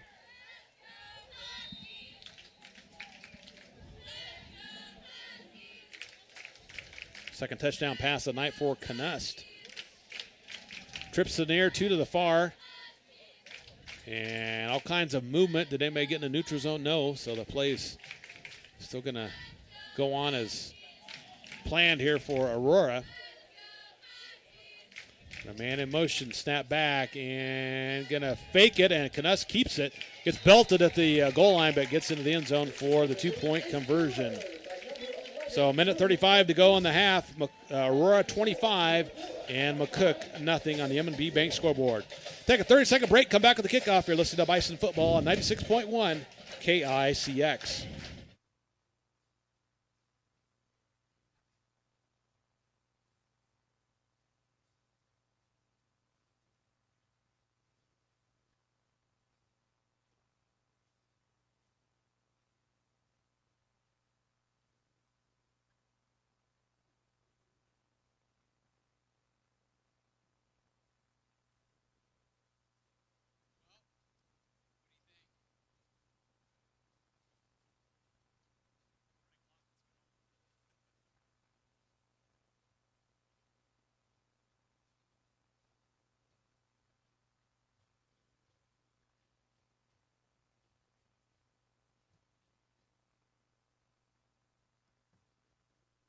Welcome back to Aurora High School. Mark Searcy here with Kyle Delaveau as the Aurora Huskies get on the scoreboard again with a Knust to Steyer 12-yard touchdown pass. 2-point conversion by Knust was good.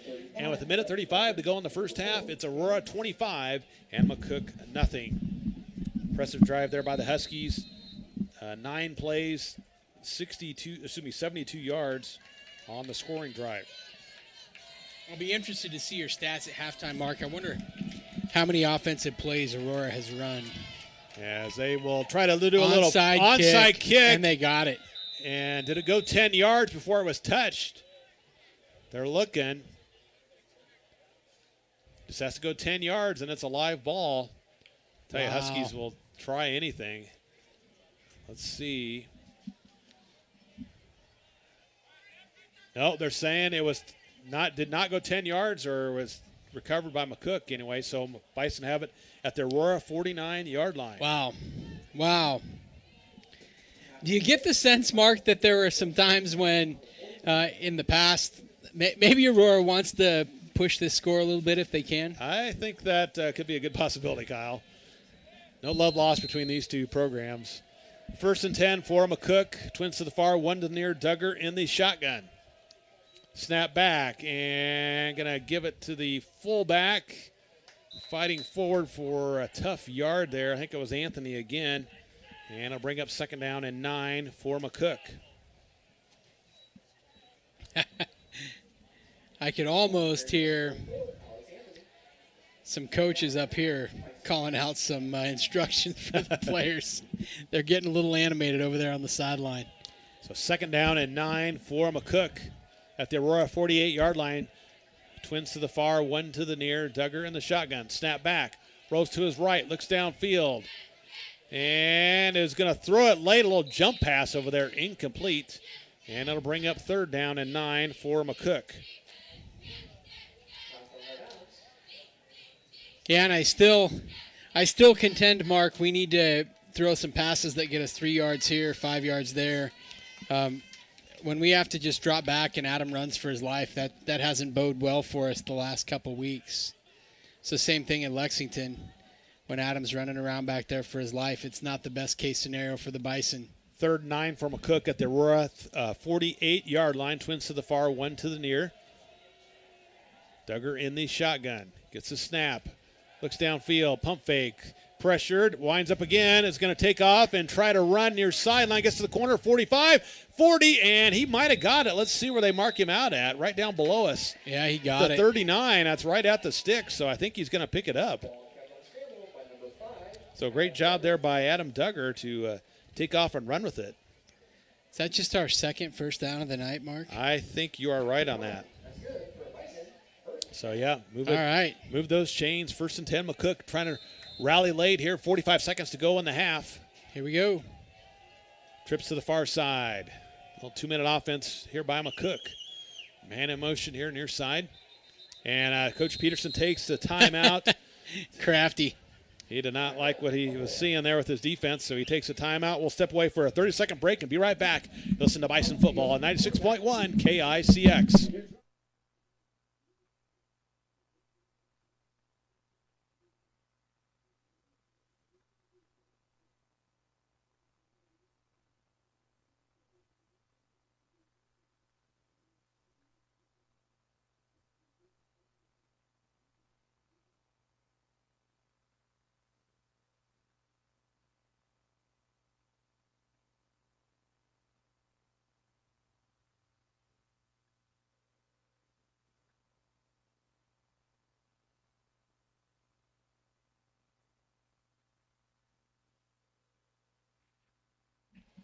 Welcome back to Aurora High School. This beautiful evening for high school football.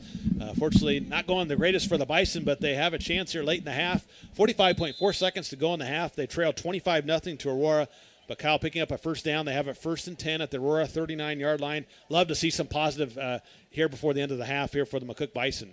Yeah, this is as close as we've been, Mark, and it's time to do something with it. We have I can't see the scoreboard, so I don't know exactly how much time we have here, but 45 seconds. 45 seconds, so plenty of time. Got a couple timeouts left. Yep, trips to the far side, first and 10. Snap back to Duggar. Little shovel pass to Anthony, as read beautifully by Aurora, and no gain on a play, and Coach Petrosky has to call a timeout immediately. So that play did not quite work the way they wanted it to, but Aurora Huskies right there defensively making the stop. Yeah, so they're crashing their ends on every single play, Mark. They're just bringing them straight down the field every single time, and because the interior of the Aurora line's been able to hold up our offensive line, they've been able to make plays, and it hasn't hurt them crashing their defensive ends. We got to do a little something to get outside of there. Big thank you to Wagner Ford for providing our van for a road trip here today, and Wagner Ford invites you to test drive their great selection of Ford SUVs on the bricks in downtown McCook. Wagner Ford has the new 2020 Ford Expedition and the new 2021 Ford Explorer in stock now. Let their staff show you the Wagner difference. Short on time. Shop online at drivewagner.com. Second and 10 for the Bison at the Aurora 39-yard line out of the timeout. 38.7 seconds to go here in the first half of play. Bison trail at 25-0. Second down? Yep, second down and 10. Oh. So trips to the far, one to the near for McCook. Duggar alone in the backfield. Snap back. He's going to roll to his right. Pressured. Steps up in the pocket and breaks a tackle. 35. Still on his feet. 30. 25. Near sideline. 20. Trying to get out of bounds. And finally knocked out the 17, 18-yard line. Great job there by quarterback Adam Duggar running up the field and picking up a Bison first down. They're in the red zone at the 18-yard line of Aurora. Just a fantastic individual effort right there, Mark. Adam made a great play to get outside the pocket and then made a great cut back in the middle of the field. And I'm pretty sure that Aurora defender's still looking for some of his intimates. Yeah, little clothing out on the field on that one. Great play by Duggar. 28.5 seconds to go in the half. Bison have it 1st and 10 at the Aurora 19-yard line. See if the Bison can cash in here on this drive. Twins to the far, one to the near. Duggar in the shotgun. Snap back, looks downfield. Pressure, rolls to his right. Throws it over there. Tipped, incomplete. Almost intercepted. It could have been a pick six, but incomplete on the pass, and it'll bring up 2nd and 10 for the Bison. That tall, lanky guy over there, can't quite see his number, but he was trying to get that interception. Fortunately for the Bison, it fell to the turf, incomplete, and they live to fight again. 23 seconds to go here in the half. Yeah, the way he's bent over, it's hard to see. Is it number 5? That's what I'm almost thinking, which that would be Nactigal. So 2nd and 10 for McCook. Twins either side. Duggar in the shotgun. Gets a snap. Winds up in the pocket. Looking. Throws a quick pass over here. Tipped and incomplete. Almost intercepted there by number 14 for Aurora, Barger. But it's incomplete, and it'll bring up 3rd down and 10 for the Bison. 18.2 seconds to go in the half. Ball spotted at the Aurora 19-yard line. Bison got 2 downs to get 10 yards. Of course, they want to get 19 yards on a score here before the end of the half. As they bring into play from the sideline. 3rd and 10 from the 19. Split receivers to either side. Duggar and Anthony in the backfield. Snap back. Duggar in the pocket. Quick pass over there in the flat. Incomplete. A little bit short on the pass, and he wasn't quite ready to come back, and it's incomplete. And the Bison might attempt a field goal here, Kyle. Yeah, I mean, that's what they're doing. I don't fully understand it, but when you're down 25, I don't know that 3 makes a lot of difference. But, you know, moral victory, get some points on the board. And get that goose egg off the scoreboard. So spot at the, 26-yard line. So a 36-yard field goal attempt here for Gross, who's got the leg to definitely make it. For sure. And we're going to take a timeout. I think it's McCook going to take the timeout here with 14.6 seconds to go in the half.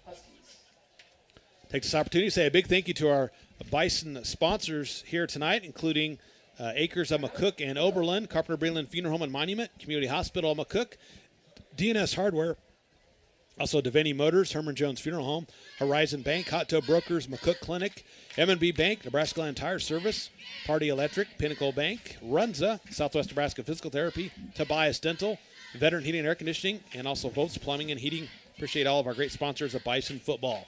14.6 seconds to go in the half. McCook trails Aurora by 25 points, but trying a 36-yard field goal attempt. And it's fun to see Patrick get the opportunity, too. Like, sophomore, great leg, great kicker, going to do great things. Over here from the near hash, he will try to kick a 36-yard field goal. Ball is down. The kick is on the way, and it is good. Gross hits the 36-yard field goal. Love it. Great job there by the Bison special teams with 8 seconds to go in the half. Aurora 25 and McCook 3 now on the M&B Bank scoreboard. Onside kick just because? Yeah, just because. Hey, Aurora did it. Why can't we? So great job there by McCook on the legs of Adam Duggar and that great scramble, getting into field position and able to get 3 out of it and get on the scoreboard. Yeah, that was a great play, Mark. It's for sure our biggest play of the night. Had a couple opportunities to, get a couple big plays downfield, but just, Lucas wasn't quite able to haul that catch in on the far sideline. And then, of course, kind of bobbled around between 3 different players on the halfback pass. Either one of those could have gone our way, but just not quite. So, here we are. 25-3, Aurora leads McCook with 8.6 seconds to go in the half as the Bison just connect on a gross 36-yard field goal, and he will line up to kick it off from the 40-yard line. So Steyer and, Steyer is back there along with number 3, McTeagle for the Huskies. Gross has it teed up, and we're ready to go. Guessing he's going to boot it out of the end zone right here, Mark. That'd be a good thing to do. As he winds up and down the middle of the field. And taken bobble there. And McTougal trying to get to the edge here, 20. And spotted up and taken down right at the 25. And 0.8 seconds to go in the half, so the Huskies will have one more play here before the end of this first half from their own 25-yard line. And with Aurora, you never know what type of play they could run. A hook and ladder, a halfback pass, you never know. Just a long pass down the field. Yeah. And the half cannot end on a defensive penalty, so if it would be a pass interference or something, they'd get another play. I don't have a sense that he's going to kneel it. No, I don't think so either. It doesn't seem to be in his nature. So 1st and 10 for the Huskies at their own 25 with just 0.8 seconds to go here in the first half. Knust, the pistol, and boy, we were wrong. Takes a knee. There we go. And that'll do it for the first half of play. After one half, it is Aurora 25 and McCook 3. Take a 2-minute break, come back and talk about the first half. You're listening to Bison Football on 96.1 KICX.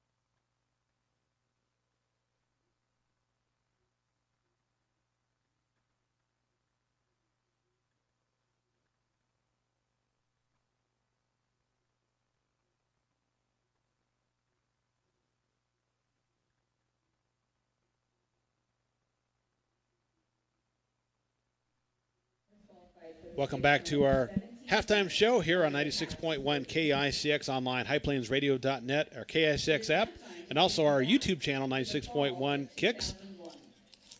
And halftime here in Aurora, it's the Huskies leading the Bison 25-3 at the break. Good evening, everyone. Mark Searcy here along with Kyle Delaveau, Courtney back in the studio.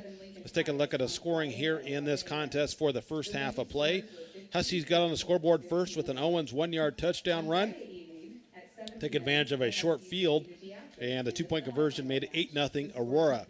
Later in the first quarter, Knest hit Barger on a 14-yard touchdown pass, capping a 10-play, 78-yard drive. The extra point kick was good. 15-0 was the score midway through the first quarter, and that's where we would end the first quarter of play. Early in the second quarter, the Bison sacked in the end zone on a muff punt, made it 17-0. And then later in the first half, Knest hit Steyer on a 12-yard touchdown pass, capping a 6-play, 62-yard drive for the Huskies. The two-point conversion extending their lead to 25-0. But late in the first half, Bison get a break, have a nice scramble by Duggar, get down to the 19-yard line. The drive would stall, but they would kick a 36-yard field goal by Patrick Gross, making it 25-3. And that's where we stand at the break. Aurora 25 and McCook 3 on the M&B Bank scoreboard. Tough sledding for the McCook Bison offense, very unofficially, of course. I have the Bison with 44 yards on the ground, 20 through the air. Duggar, 5 carries for 32 yards. McDonald, 4 carries for 8 yards. Anthony, 4 carries for 4 yards. Duggar through the air, 3 of 10 for 20 yards. And Hosick with 3 grabs from that first half. A couple penalties for McCook. For the Huskies, 164 yards on the ground, 51 through the air. Collazo, 7 carries for 60 yards. Owens, 10 carries for 76 yards. Knest, 4 carries for 28 yards. Knest through the air, 6 of 11 for 51 yards and a couple scores. Huskies did have a penalty in the first half as well. Halftime score is Aurora 25 and McCook 3. Kyle Delaveau, excuse me, we knew coming in it was going to be a tough matchup for the Bison. Aurora has lived up to that billing. A very impressive first half. But good for the Bison to at least get a field goal there before half, have a little bit of positive momentum going into the halftime locker room, but a big obstacle ahead of them here in the second half. Yeah, we got a couple of stops, and, to get the field goal, would have liked to have seen a touchdown, but good to get points on the board. And, I mean, this is, preseason number 1, and we talked about that, and they started 0-2. But played some pretty tough teams, and I think that young quarterback didn't have his feet under him yet. Now he does, and this team looks like a real contender. I would say. I mean, I haven't seen obviously every team in Class B, but this is a good football team, Mark. By far, we haven't seen anything that I would say comparable to this so far that we played. Yeah, I would agree with you. Best team I think McCook's faced this season, and McCook hanging in there, but down 25-3 at the break. Lots of scores here to pass along. Rich, thanks for keeping me updated. Waverly leads Beatrice. I thought that might be a good game. 35-0 at half. Wow. Scottsbluff over Alliance, 14-0. Northwest over Seward at half, 19-0. I think I said that. York over Hastings, 7-3 at halftime in that one. Other area scores, I've got Lexington over Gehring, 7-0. Franklin over Southwest and 6-man, 20-7. Bertrand over Southern Valley, 27-6. Earlier today, I know Hitchcock County got a big win over Layton, 80-26 was the score in that one. And I think that's all I got right now. But also good luck to Lady Bison volleyball team. They're out west in Scottsbluff, that Twin City shootout. They won their first match of the day. Got to get back here. Sorry. Beat Scottsbluff in 3. Nice. And now they are playing Ogallala. Lost the first match set 25-9, and also lost the second set to Ogallala 25-14. But good luck to Lady Bison volleyball team. Also Bison tennis team going up to North Platte tomorrow for the GNAC. Yeah, for sure. Good luck to Coach Weimers and the kids up there. Also good luck Lady Bison softball team on Monday, sub-district play. Hard to believe we're that time of the year, but good luck to Coach Cochran, Lady Bison, going up to O'Neill, Nebraska for that sub-district. Rewind that. Did you just say sub-district play? Yes. Where has the fall gone? Wow. October 1st today. Isn't that crazy? Yeah. It seems like we were just talking about getting the season rolling here like yesterday, and now we're 6 weeks in. 6 weeks. Yep. Yeah. Only 3 weeks left for the Bison. They'll be at home next week against Gehring. and then out to Scotts Bluff, and then hosting Alliance to end the regular season. So down to the final 3 games. And, boy, Bison, if they would fall here tonight, have their work cut out for them to, make it to the playoffs. So I have to continue to work hard and hopefully pick up a couple more wins down the road here. Yeah, I mean, pretty much if they lose tonight, the way that I understand it, they have to win out, right? I mean, that's without question, correct? Yeah, I think that's right. Right now they're sitting at 15th in power points. They would get a rematch with Seward if the playoff started today. But, of course, the teams they're going to be playing won't get very many points. So, yeah, I think they almost have to win out to have a chance to get into the playoffs. We hope they can do that. But another half of football to play here against Aurora, and we'll see what can happen. Anything can happen. Yep, exactly. Aurora can score 25.5, so can we. Exactly. Big thank you again to Wagner Chevrolet for providing the vehicle for us tonight. And are you considering a different vehicle? Chris and the guys at Wagner Ford Toyota and Wagner Chevrolet are here to help. Savings on their new and pre-owned cars, trucks, and SUVs. Test drive your new ride today at either Wagner location, Wagner Ford Toyota, 211 West 2nd Street, or Wagner Chevrolet, 201 East B Street, both located in downtown McCook. Felt like we were pretty handsome in that minivan. Oh, that's a sweet old van. It was. Very nice van, so appreciate them providing that for us. Love it. Coming down here to Aurora. Again, a beautiful setting for high school football. Got the lights on, and decent crowd over there for McCook Bison, cheering on the Bison here tonight. So appreciate everybody listening at home or watching on the YouTube channel. Kyle's got it up here. It's looking pretty good out there. So yeah, some of my camera work was a little shoddy, but when you're trying to do both, it gets a little crazy. Yep. The thing about it is we didn't bring Reese this weekend. It's probably a good thing because there is no room for another person in this box. It's a nice press box, but it's not very big. So Kyle and I have definitely taken up most of the room in this booth here, but we appreciate the hospitality of Aurora letting us set up here to call the game for you back home in Nebraska. Also around the world, anywhere you can, with the app and online, you can watch anything. Isn't that crazy? I think we've seen some Northeast folks. I think Maine. Yeah. I think we had a Maine viewer one night, and just really, really fantastic to think that if you have a young person in your family, a nephew or a cousin or a grandchild, you could be just about anywhere in the country and watch them play some football, which is really cool. Yep. Amazing how far the technology's come in not so long. Great to bring these games to you here on our Bison channels here tonight. Again, a halftime score, Aurora over McCook, 25-3. Let's take another 3-minute break. We'll come back and get you ready for the second half of action. You're listening to Bison Football on 96.1 KICX.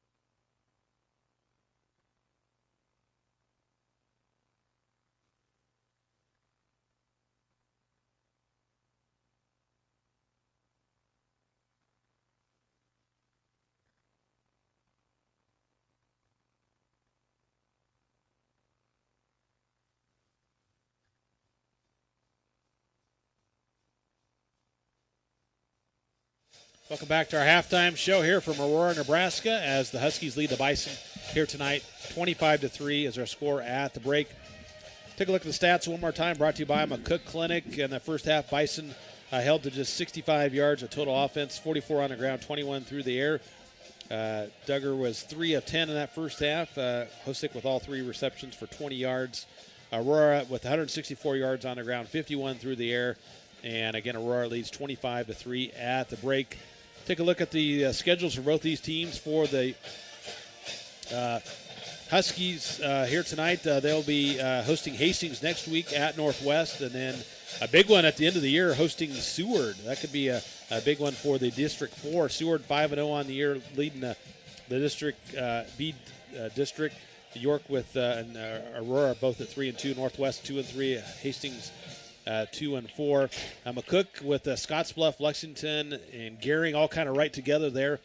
And with that loss last week to Lexington, Lexington has a tiebreaker. So as you said, Kyle, if the Bison want to have a chance to get in the playoffs and win the district, they're going to have to win out. And they will host Gering next week. We'll have that game, of course, here on KICX. Then they travel out west to Scottsbluff and then host Alliance to end the regular season for McCook. So 3 weeks left in the season here for McCook after this half. It's hard to believe, isn't it? It's gone fast for sure. Again, go ahead. No, it's crazy that it's over, and you're talking about that Aurora Seward game potentially, and I don't, earlier in the season you'd have thought that'd be a good matchup, but just seeing the two teams, I don't think they're in the same league. No. I mean, that's my opinion, but. Yep, I would agree. I think Aurora is definitely the favorite in this district to take the title, but we'll see what happens down the road in that game. Got all kinds of scores. We passed a few of them along earlier. Some other area scores: Overton over Maywood, Hayes Center 35-7. Cambridge leads over Maxwell 14-0. Some other Class B scores, as we talked about earlier: Waverly over Beatrice 35-0 at half. Scottsbluff over Alliance out west 14-0. Northwest over Seward 14-0. York over Hastings at half 7-3. Lexington over Gering 7-0. Also earlier, Omaha Gross over Crete 27-7. That gets you updated on a lot of the scores in Class B and around the area here on 96.1 KICX. Reminder, we got Coach's Coffee Club at 8 o'clock in the morning, live and direct from St. Ert's Bakery and Beer Cafe, as we get you caught up in all the area high school and college athletics. We mentioned softball sub-district start next week. Tennis State, I know, is the next week. We're winding down some of the fall sports. It's just crazy to think that. Volleyball sub-districts will start in about 3 or 4 weeks, so crazy. Football playoffs will be here in 4 weeks. So it's October, and we're excited for all our area kids and everything that's going on here in Southwest Nebraska. Be playing Christmas music before we know it, Mark. Goodness. October 1st today, and it's just a great night for football here in Aurora. Temperature here at halftime, let's see, get it updated here, about 64 degrees. It's cloudy. I think once we got east about Holdridge, it was cloudy the whole way driving here, and it's remained cloudy throughout the night here. No chance of really much rain in the forecast, so it's just going to be kind of cloudy. But a beautiful night for football, very little wind. The fans are enjoying it. Sweatshirt weather now, and just a great opportunity to see two great programs going at it here tonight in this one. McCook trailing Aurora 25-3 at the half.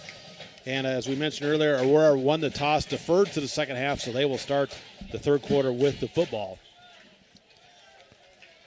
A lot of great games between these two teams in the past and no love lost. So like we noticed, if they have an opportunity to run up the score, they'll likely take what they can get. And so it's important for us to get out here and get a stop. I'm sure, the coaches saw some things. They're going to make some adjustments, and we're going to come out here and see what changes we can make. Yep, flip the fields here. So Bison going left to right now to start the third quarter. As Gross has it teed up to kick off at the 40-yard line. Steyer back deep along with number 3, McTiggle, for the Huskies. Get Kyle situated over here, and we're ready to go. The Huskies and the Bison ready to kick off the third quarter as Gross has it teed up at the 40. And he puts a leg into it and boots it down the field. Gross with a nice 36-yard field goal to get the Bison on the scoreboard. Ball taken at the 10, the 15, the 20. Trying to find some room, 25. And wrapped up there. Good pursuit by McCook. And that's where Aurora will take over 1st and 10 from their own 25-yard line. 11:53 to go here in the third quarter. Anthony with the tackle there along with Norgard for McCook on the special teams. See if we can't get them to get off schedule right here at the beginning of the series. They run it, do something to get a tackle for loss or something. That'd be a great way to start this series, Mark. Trips to the far side, one to the near for Knust. Sends a man in motion, snap back, and going to give it off to Colazo at the middle. Breaks a tackle, 30, runs into a blocker, and take it down at the 32-yard line. That was a great hit by number 83. Yeah.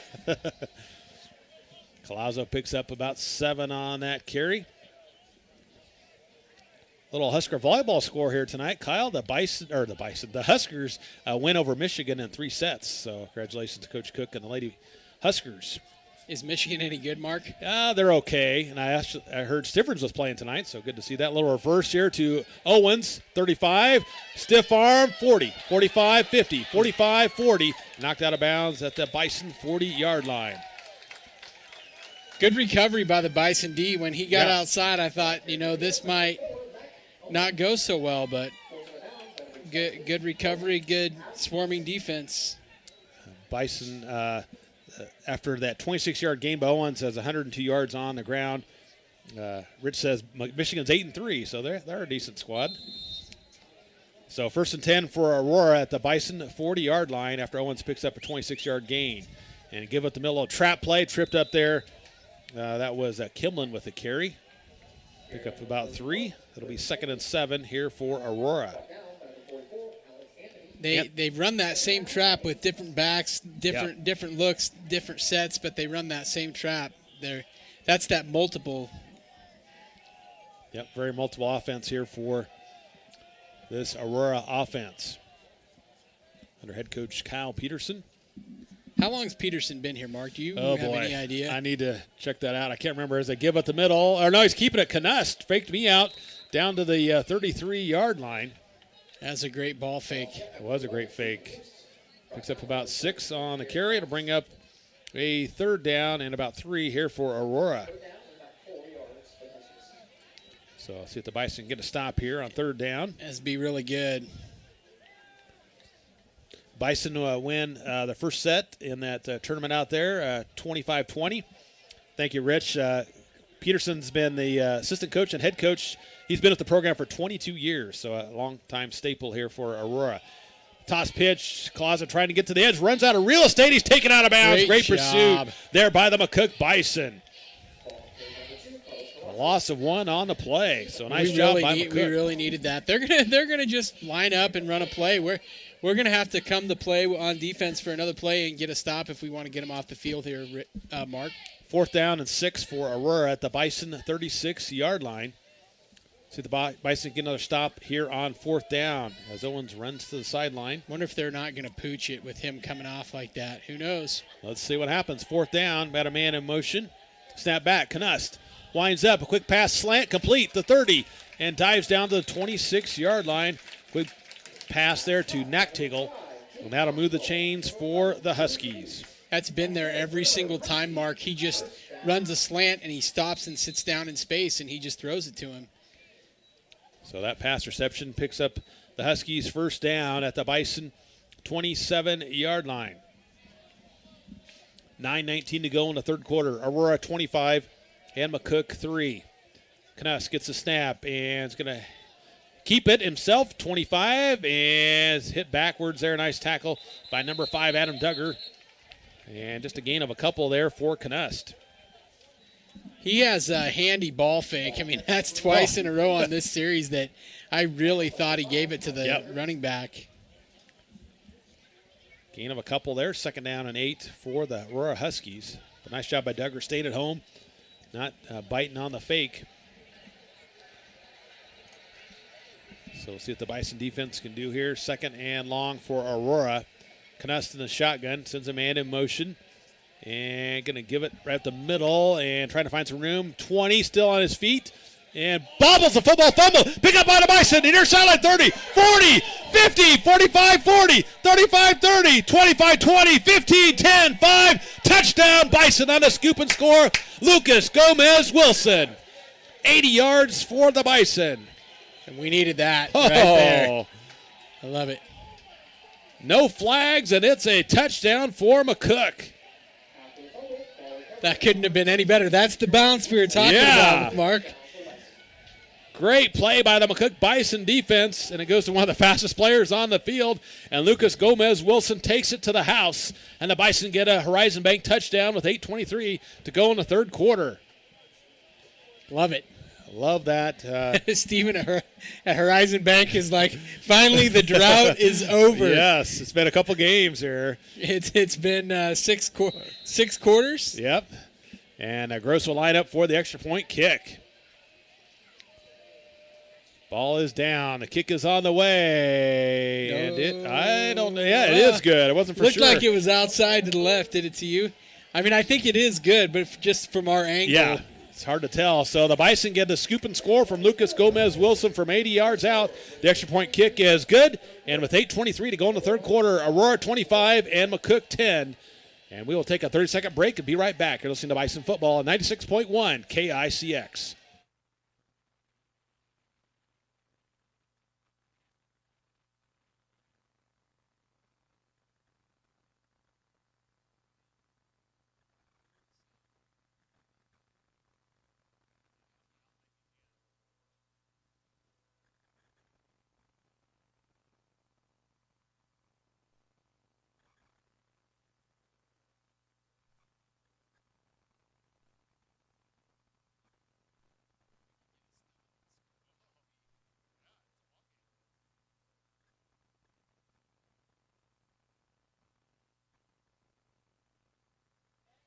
Welcome back to Aurora High School as the Bison defense gets a fumble recovery after Aurora was driving, and Lucas Gomez Wilson scoots it up at around the 20, takes it to the house on the near sideline for a touchdown.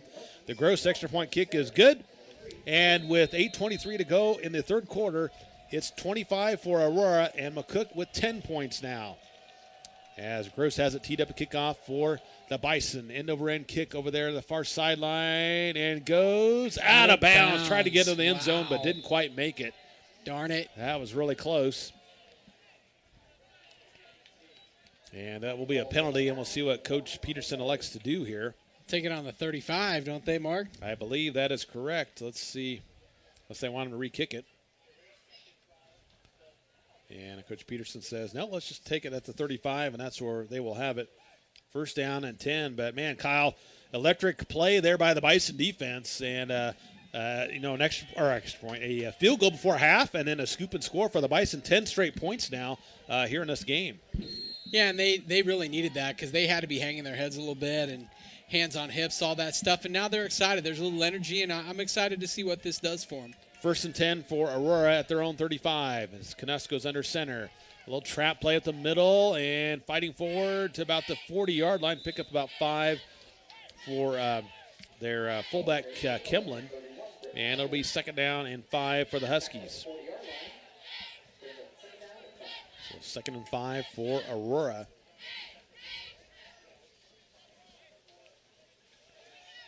As Aurora will split receivers out. Trips to the near, one to the far. Second and 5. Man in motion. Snap back and going to give it to Owens. Bottled up there and taken down. Not much running room there. Trying to see who got his feet down below there. Just a gain of 1. It'll bring up third and about 4 for the Huskies. I think it was Alex Anthony there getting the play. Nice job. Tell you, any good back, if you get their feet taken out, they're not going to go anywhere. So a nice job there by Anthony and the Bison defense. Third and a long 3 for Aurora at their own 41. Get another stop here. That'd be awesome. Twins to the far side for Aurora. Knust in the shotgun. Snap back and going to hand it off to Owens up the middle. Breaks the tackle to midfield and into Bison territory at the 48-yard line. And that'll move the chains for Aurora. So a nice 8-yard gain there by Owens. And we've got an injured player on the field for McCook. And I can't not see that number, but Coach Petrosky going out to check on him. And let's step away for a 30-second break. We'll be right back. You're listening to Bison Football on 96.1 KICX.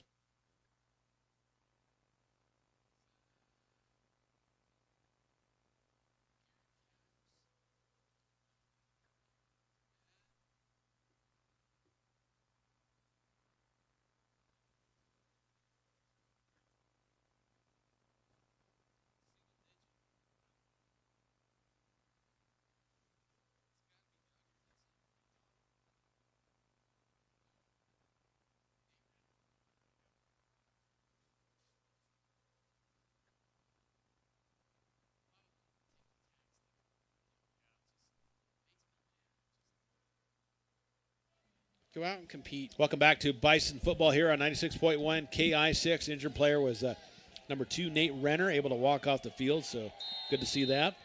After that play, it's 1st and 10, Aurora at the Bison 48-yard line. Snap back and going to give it to Kemlin over here. Gets a couple of yards, and that's it. Good pursuit by McCook. Limiting that gain. 6:50 to go in the third quarter. Our score, Aurora 25 and McCook 10 on the M&B Bank scoreboard, after a defensive scoop and score a few moments ago by Lucas Gomez-Wilson. But Aurora has the ball again, marching down the field now at the Bison 46. Cook needs another stop. 2nd and 8 for the Huskies.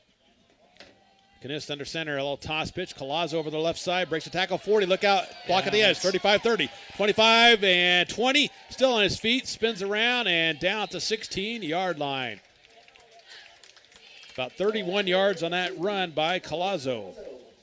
Their backs are so patient, Mark. Just wait for that hole to open up, and it usually does. Yep.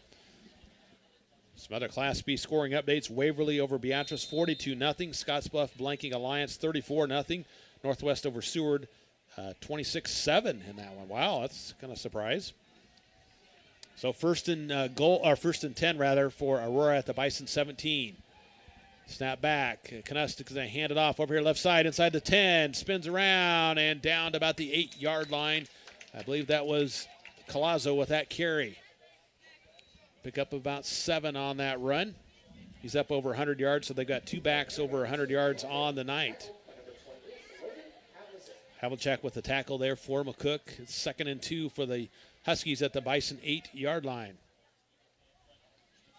Again, Aurora leads 25-10. Nearing the 5-minute mark here in this third quarter.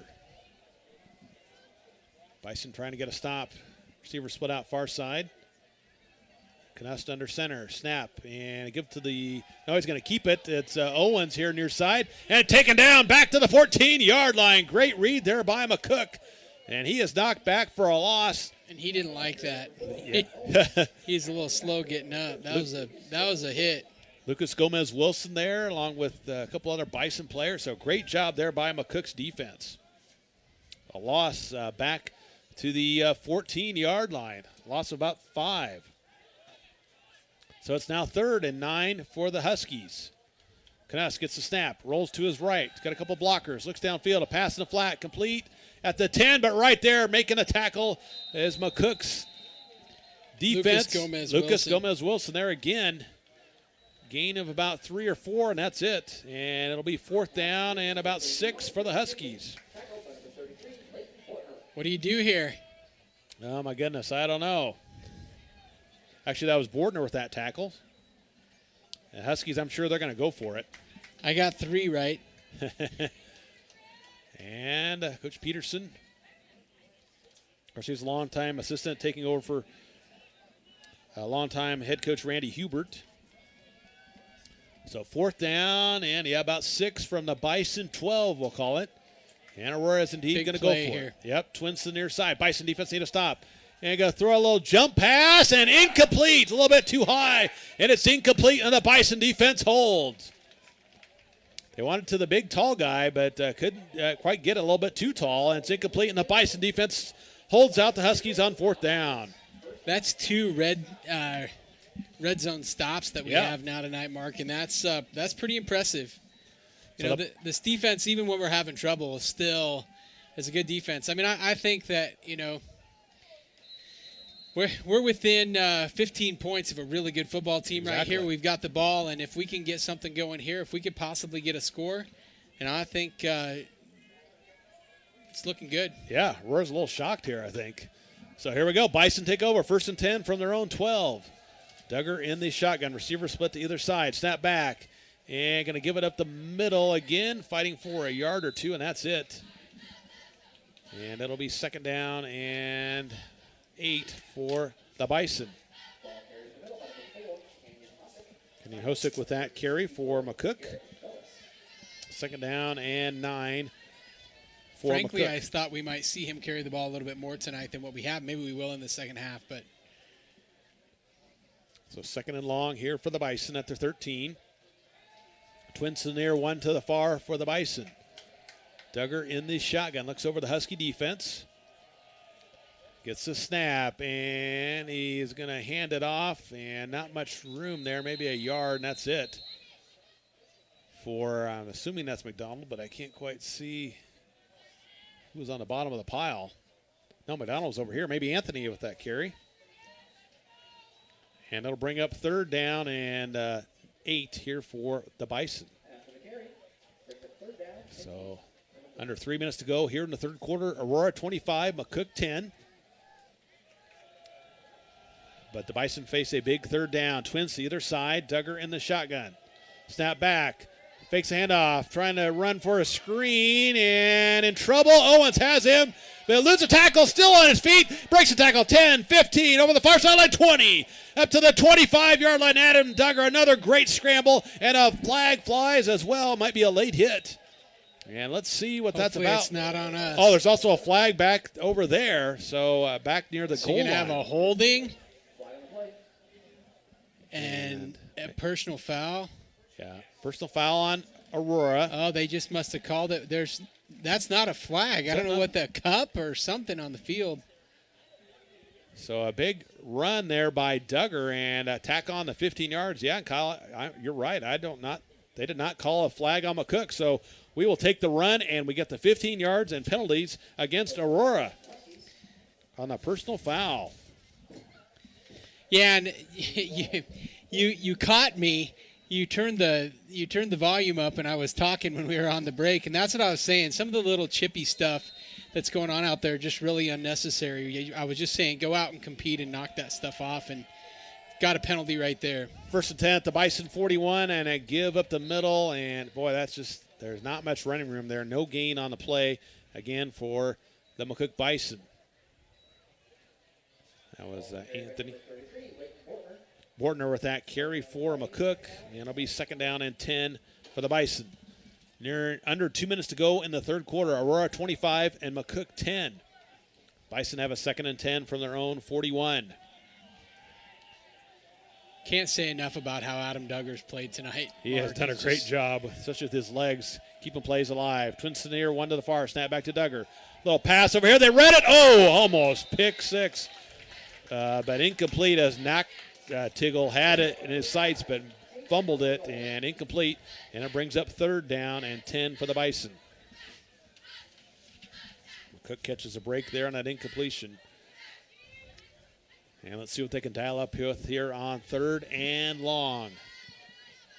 From their own 41. So Bison come up to the line of scrimmage. Spreading out again. Trips to the near, one to the far. Duggar in the shotgun.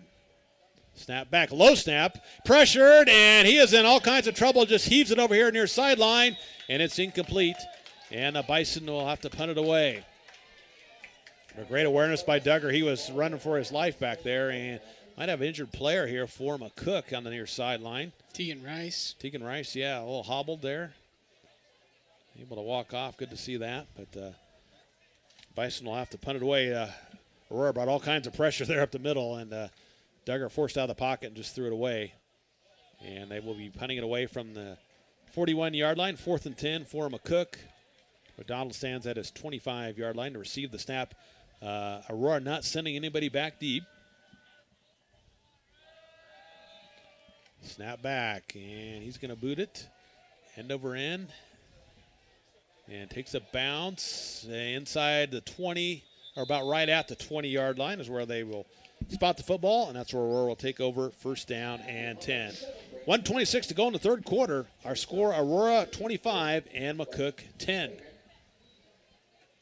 So the Bison get a first down, and nice scramble by Duggar, and then some penalty yards, but unfortunately have a 3 down and then punt it away. But Aurora backed up to their own 20-yard line. I just haven't been able to get anything going on offense tonight, Mark, and not sure if it's just up front. I mean, they're playing definitely a really aggressive attacking defense, and stacking the box, and we just haven't really found anything that has worked to get us outside of it. Aurora hustling out there. Only got 5 seconds left. Nuss goes under center, snap back, and a little toss pitch. Colazzo trying to find some room at the middle. Bison right there. He does get to the 25-yard line. So pick up a 5 on first down for the Huskies. So second down and 5 for Aurora. As we're under 1 minute to go here in quarter number 3. Bison have cut the lead down to just 15 points here in this one. Second and 5 for Aurora. Knust under center. Snap back and a handoff.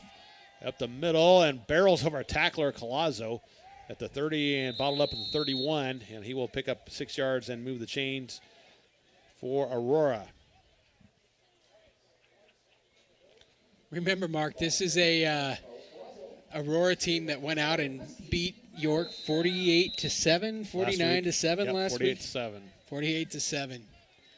So Bison hanging tough here as we're under 40 seconds to go in the third quarter. Trips to the near, 1 to the far. Knust in the shotgun. Got a man in motion. Snap back and going to hand it off. And fights forward for a couple 3 yards there. Over the near side, that's Colazzo again. I like the defensive call. We had a little run blitz right there. I think we're going to have to do some of that. Just, it took long enough to develop that the blitz was already blocked by the time that he got past him, but I like the call. And the time is going to wind out in the third quarter. After 3 quarters, our score, Aurora 25 and McCook 10 on the M&B Bank scoreboard. Take a 1-minute timeout, come back with the fourth quarter of action. You're listening to Bison Football on 96.1 KICX.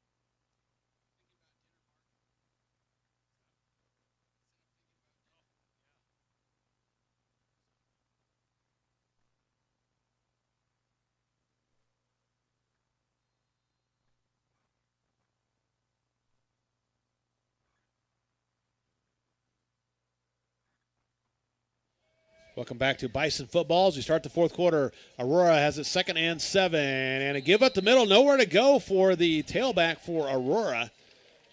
And maybe a gain of 1, that's it. It'll be 3rd and 7 for the Huskies. Colazzo with that carry, but the Bison right there to make the tackle. Our score here as we start the fourth quarter, Aurora 25, McCook 10. The Bison scoring the only points in the third quarter on a Lucas Gomez-Wilson scoop and score from 80 yards out. And the Bison, Kyle, have a chance here in this fourth quarter to get a stop here, 3rd and 7. Yeah, if we can get off the field again, I mean, keeping it within striking distance. Exactly. Twins to the near for Aurora. Knust sends a man in motion. Snap back. Looks downfield. A quick pass down the middle. Complete right at the 40. And he is trying to get to it. Noctigel. But it's going to be a yard and a half. Yep. Yard short there by Noctigel. And it will be 4th down and a long one. An injured player on the field for McCook. Good sportsmanship by one of the Aurora players trying to stretch him out there. Yep. And it's going to get up. Logan Havlicek. Havlicek there, a little hobbled. So 4th down and a long one for the Huskies, just at their 40-yard line. I'm sure Coach Peterson going to go for it here. So another opportunity here for the Bison defense on 4th down. They've done it a couple times here tonight, especially in the red zone, keeping the Huskies from converting. Let's see if they can do it here again. They'll set number 5 down in the flat and throw to him. Knust comes up, 4th down and short for the Huskies. Snap back, little toss. Collazo gets a block at the edge, 45, still on his feet. 50, near sideline, 45, and knocked out of bounds here at the 45-yard line. Collazo with a 15-yard scamper for the Huskies. Nathan Renner with the tackle there for the Bison, but it's a 1st and 10 at the Bison 45-yard line for Aurora. Collazo with 16 carries, 134 yards on the ground. Trips to near, one to the far for the Huskies, rather. Man in motion, little toss to him. Trying to get to the edge. Cuts upfield, 40, 35. Still on his feet down to the 34-yard line. A pickup of 11 there for number 3, McTiggle. And it will be another 1st down for the Huskies. So getting some chunk plays here in this 4th quarter. There's those big backs, I'm sure, have been pounding away on the Bison defense and get a little tougher to tackle them here in this 4th quarter. Yeah, and what are we playing? I mean, 15 guys. Right. And they've played 30 guys. Snap back, Knust, and a give up the middle. That's Cumlin, and right up the gut there. Picks up about 8 yards on that carry. We're just gap guessing right now, Mark. Our inside linebackers either come in A gap or B gap every single time, and if they guess right, it's working well, and if they guess wrong, not so much. But you got to do something. Yeah, we don't really have a choice.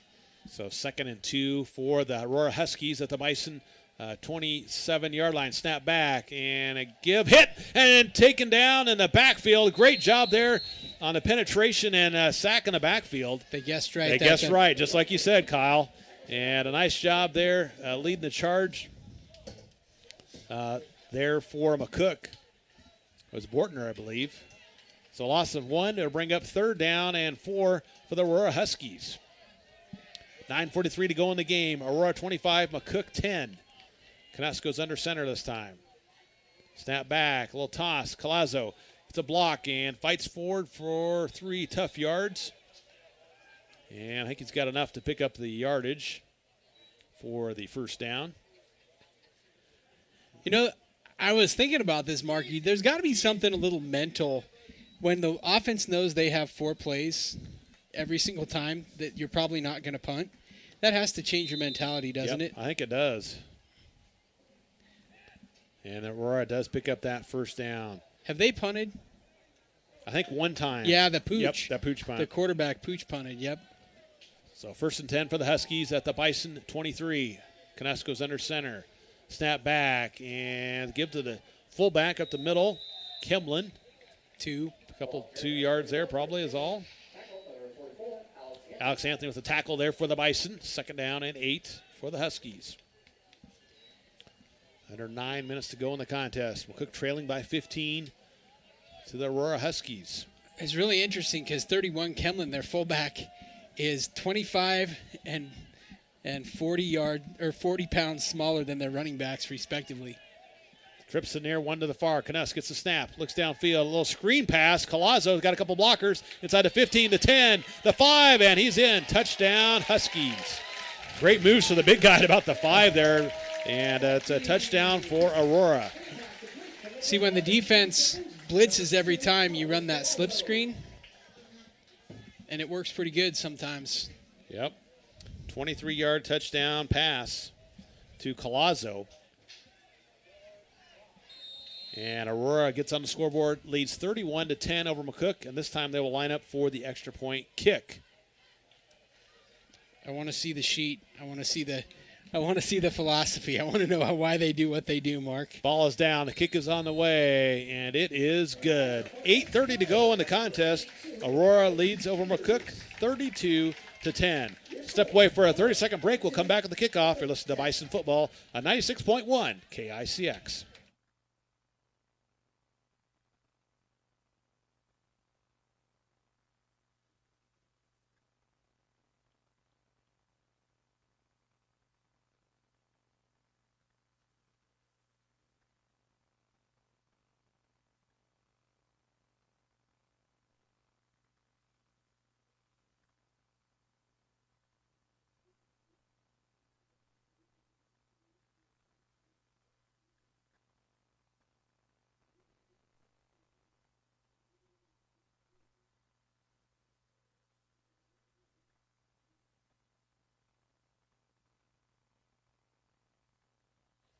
Welcome back to Aurora, Nebraska. Mark Searcy here with Kyle Delaveau as the Aurora Huskies score on a Canuss to Collazo 23-yard touchdown. Pass extra point kick was good.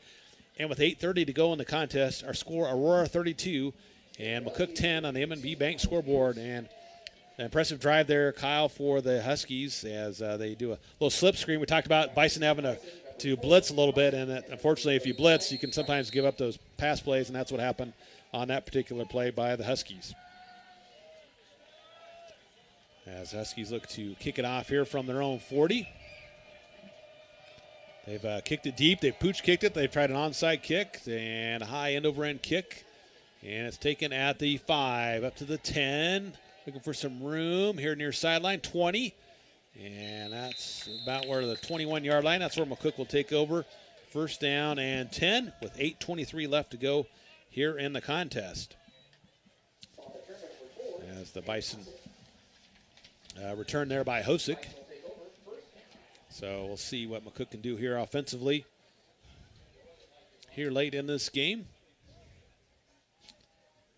Really played well in that third quarter and got the scoop and score by their defense, but offense still trying to generate some sustained drives. Let's see if they can do it here on this possession. First and 10 from their own 22. Late substitution coming out here. There we go, ready to go. Twins to the far, one to the near for Duggar. And a snap back and fakes a handoff this time. Winds up, throw over there. It is caught by the Bison. Great grab about the 40-yard line. A good throw. Canyon Hosick again. No, Matt. Matt Nichols. Matt Nichols sorry. with the grab. Yeah, 18-yard pass play to Nichols. So for a nice play there by McCook. So Matt Nichols with his first grab of the night. Good thrown ball there by Duggar. And I formation, a handoff, and hit, and taken down the backfield. Nowhere to run there for McCook. A loss of 1 on the play for McDonald. It'll be second down and 11.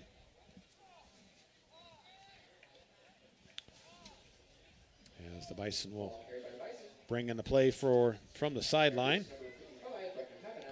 Second and 11 from their own 39.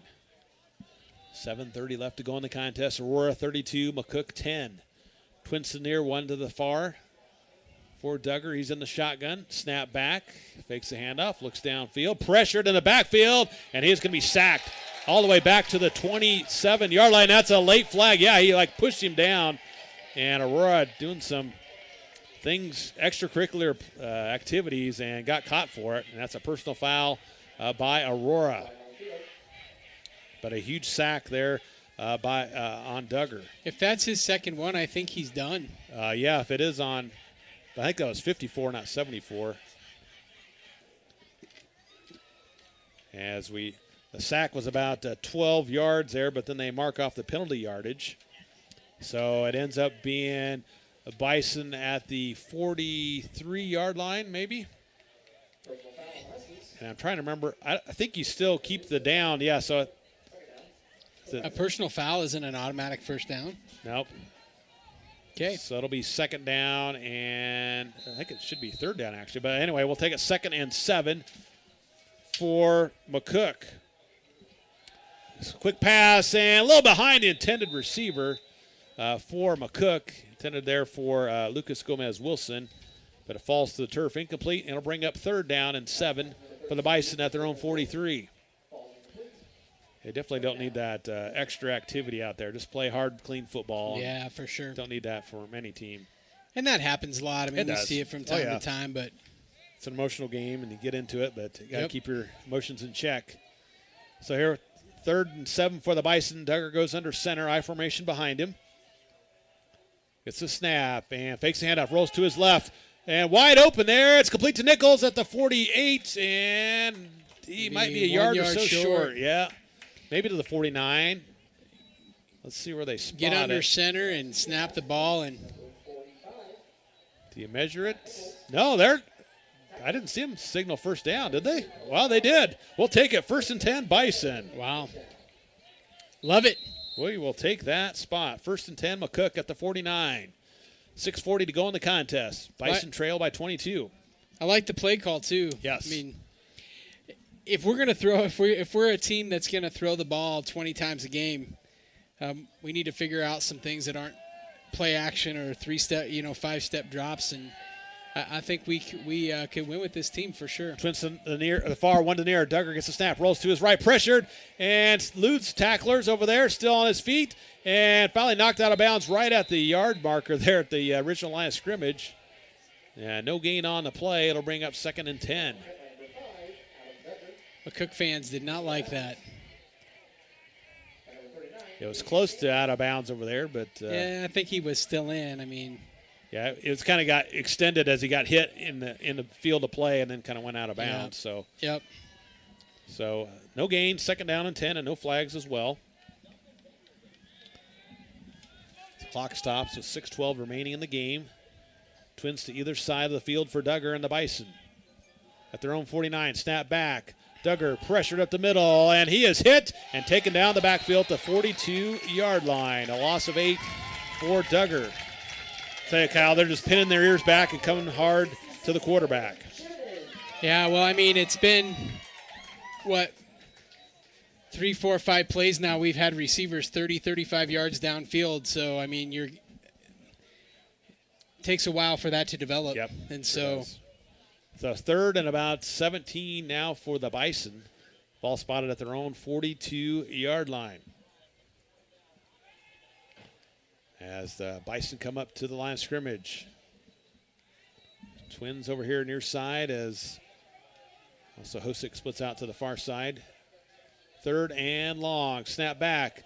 Pressure. Duggar. A little screen pass, but Aurora wet it well is in the turf. Incomplete, and it'll be 4th down. Bison will be forced to punt it. So McCook thwarted there on offensive series there. And be forced to punt it with 5:18 to go in the contest. Aurora 32 and McCook 10. McDonald back to punt at his own 26-yard line.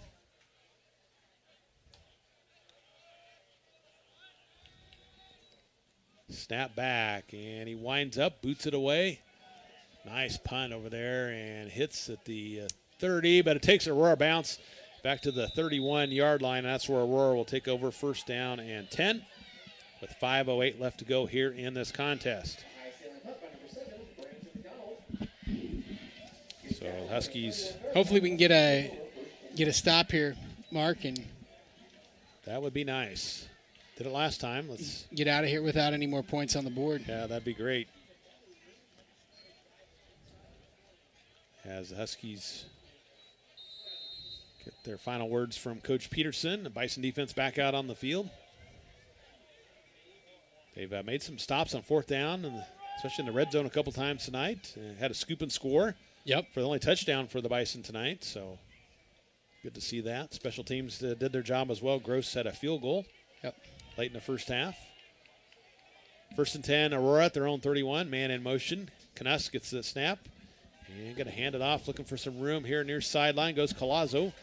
And wrapped up and knocked backwards, but finally dives forward for about 3 yards.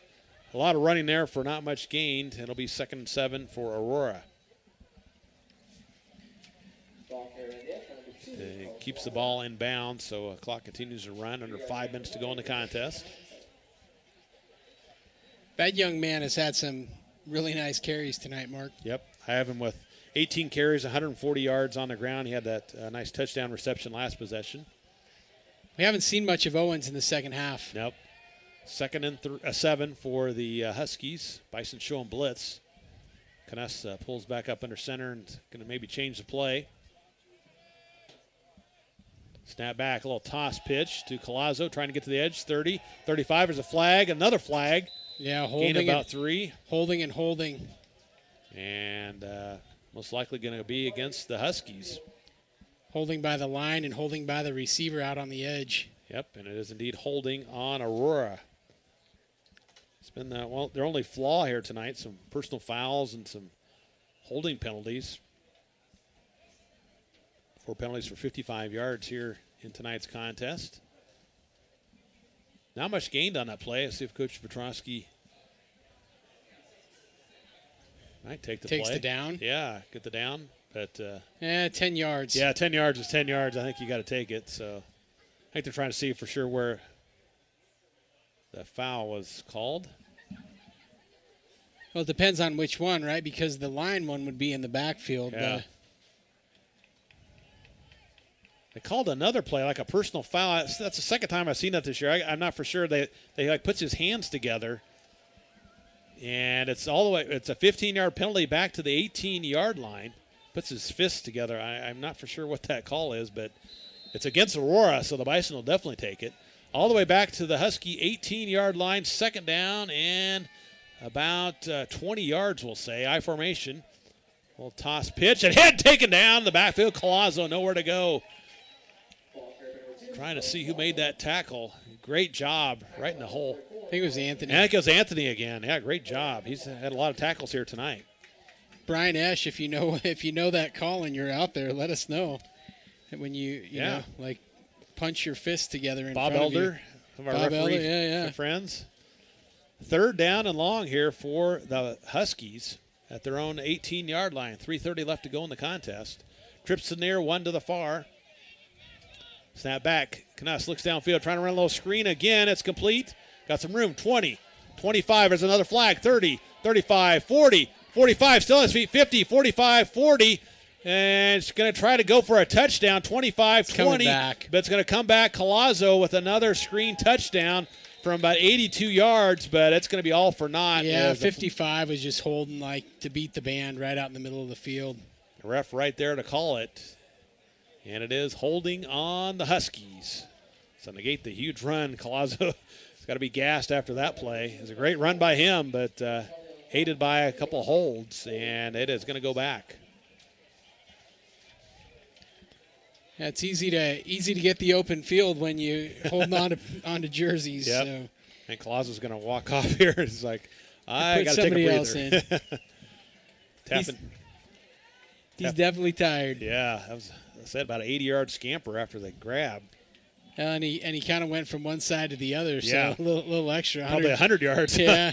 on that play. So back to about the 10-yard line is where they spot the football. So 3rd and a mile. They have to get up to about the 41-yard line. So 3rd and 31 for Aurora. They do wind the clock again, so we're under 3 minutes to go in the contest. 32-10 is our score. Aurora leads McCook. Trips to near, 1 to the far.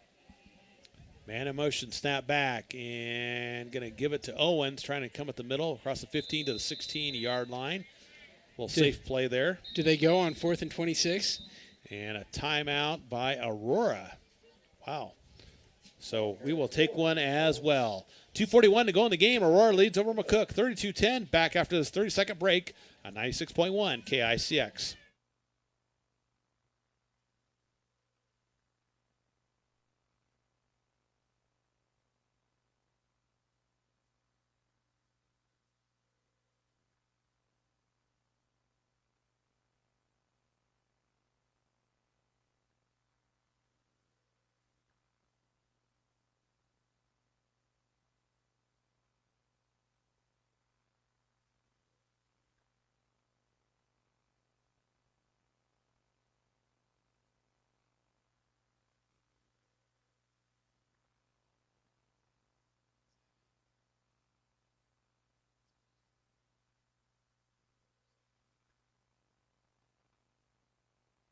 Welcome back to our coverage of Bison football here tonight on KICX. As we come out of timeout, the Aurora Huskies have a 4th down and about 25 from their own 16-yard line. Looks like they might be lining up to punt it for just the 2nd time here tonight. Snap back, rolling to his right, looking, and it's going to punt it over here near sideline. Hits at the 45, goes into Bison territory, and it's going to be down to about the 41-yard line. That's where McCook will take over with 2:28 to go in the contest. Aurora leads over McCook by the score of 32-10.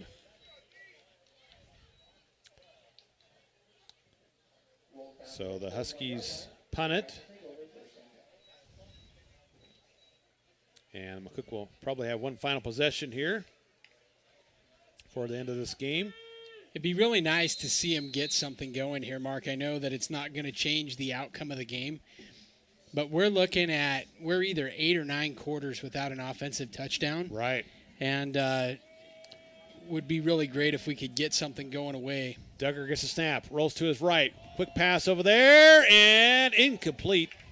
Intended there for Gomez-Wilson, but good coverage there by Phillips to knock it free, and it's incomplete. It'll be 2nd and 10 for the McCook Bison. Trying to get that quick passing game going. I have Duggar with 16 pass attempts here tonight, Kyle, so definitely trying to get offense production any way they can. As you said, it's been tough sledded in the last couple games here for the Bison offense. Twins to the far, one to the near for McCook. Duggar gets the snap, and a give up the middle for Anthony, and maybe a yard, and that's it. And it'll bring up 3rd down and 9 for McCook.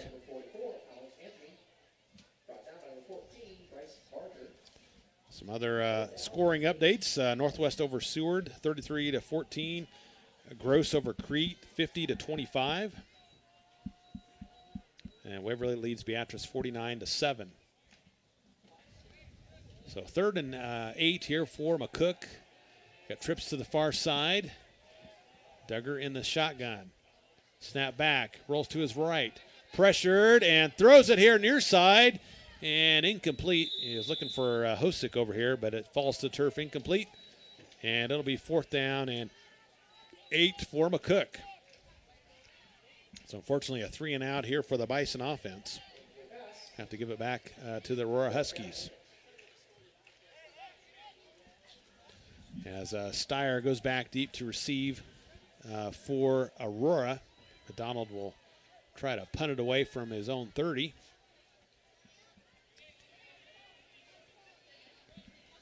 So what I'm hearing is that call, let's see what happens here.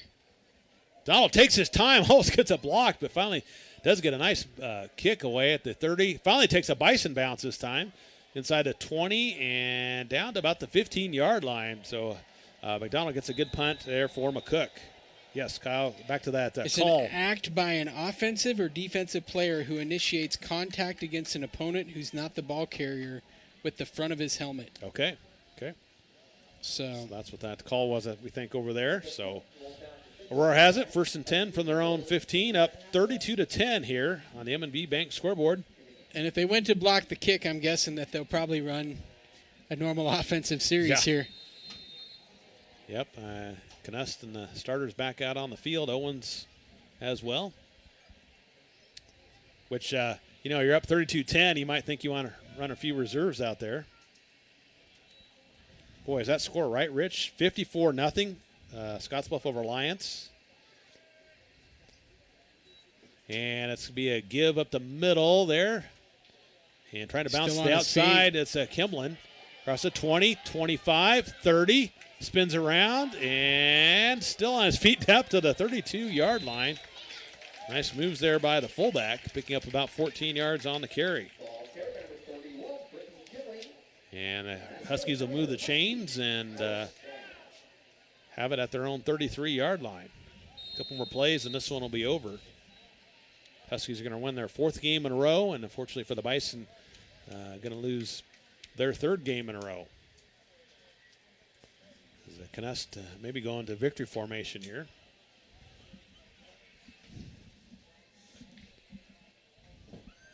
Watching the time tick down here, under 50 seconds to go. Yep. Try to take another snap, and this one will be over. Back to Knust, and he steps up and takes a knee. And I think that should do it. So the clock is under 40 seconds to go here. Might have to run one more play here before conclusion of this contest. But everybody's acting like they don't have to, so yeah, guys are shaking hands. I don't think anyone wants to. Yeah, I mean, it's definitely a moot point, and yeah, that's going to do it. Your final score here tonight: Aurora defeats McCook 32-10 on the M&B Bank scoreboard. Let's take a 3-minute timeout. We'll come back to our post-game show. You're listening to Bison Football on 96.1 KICX.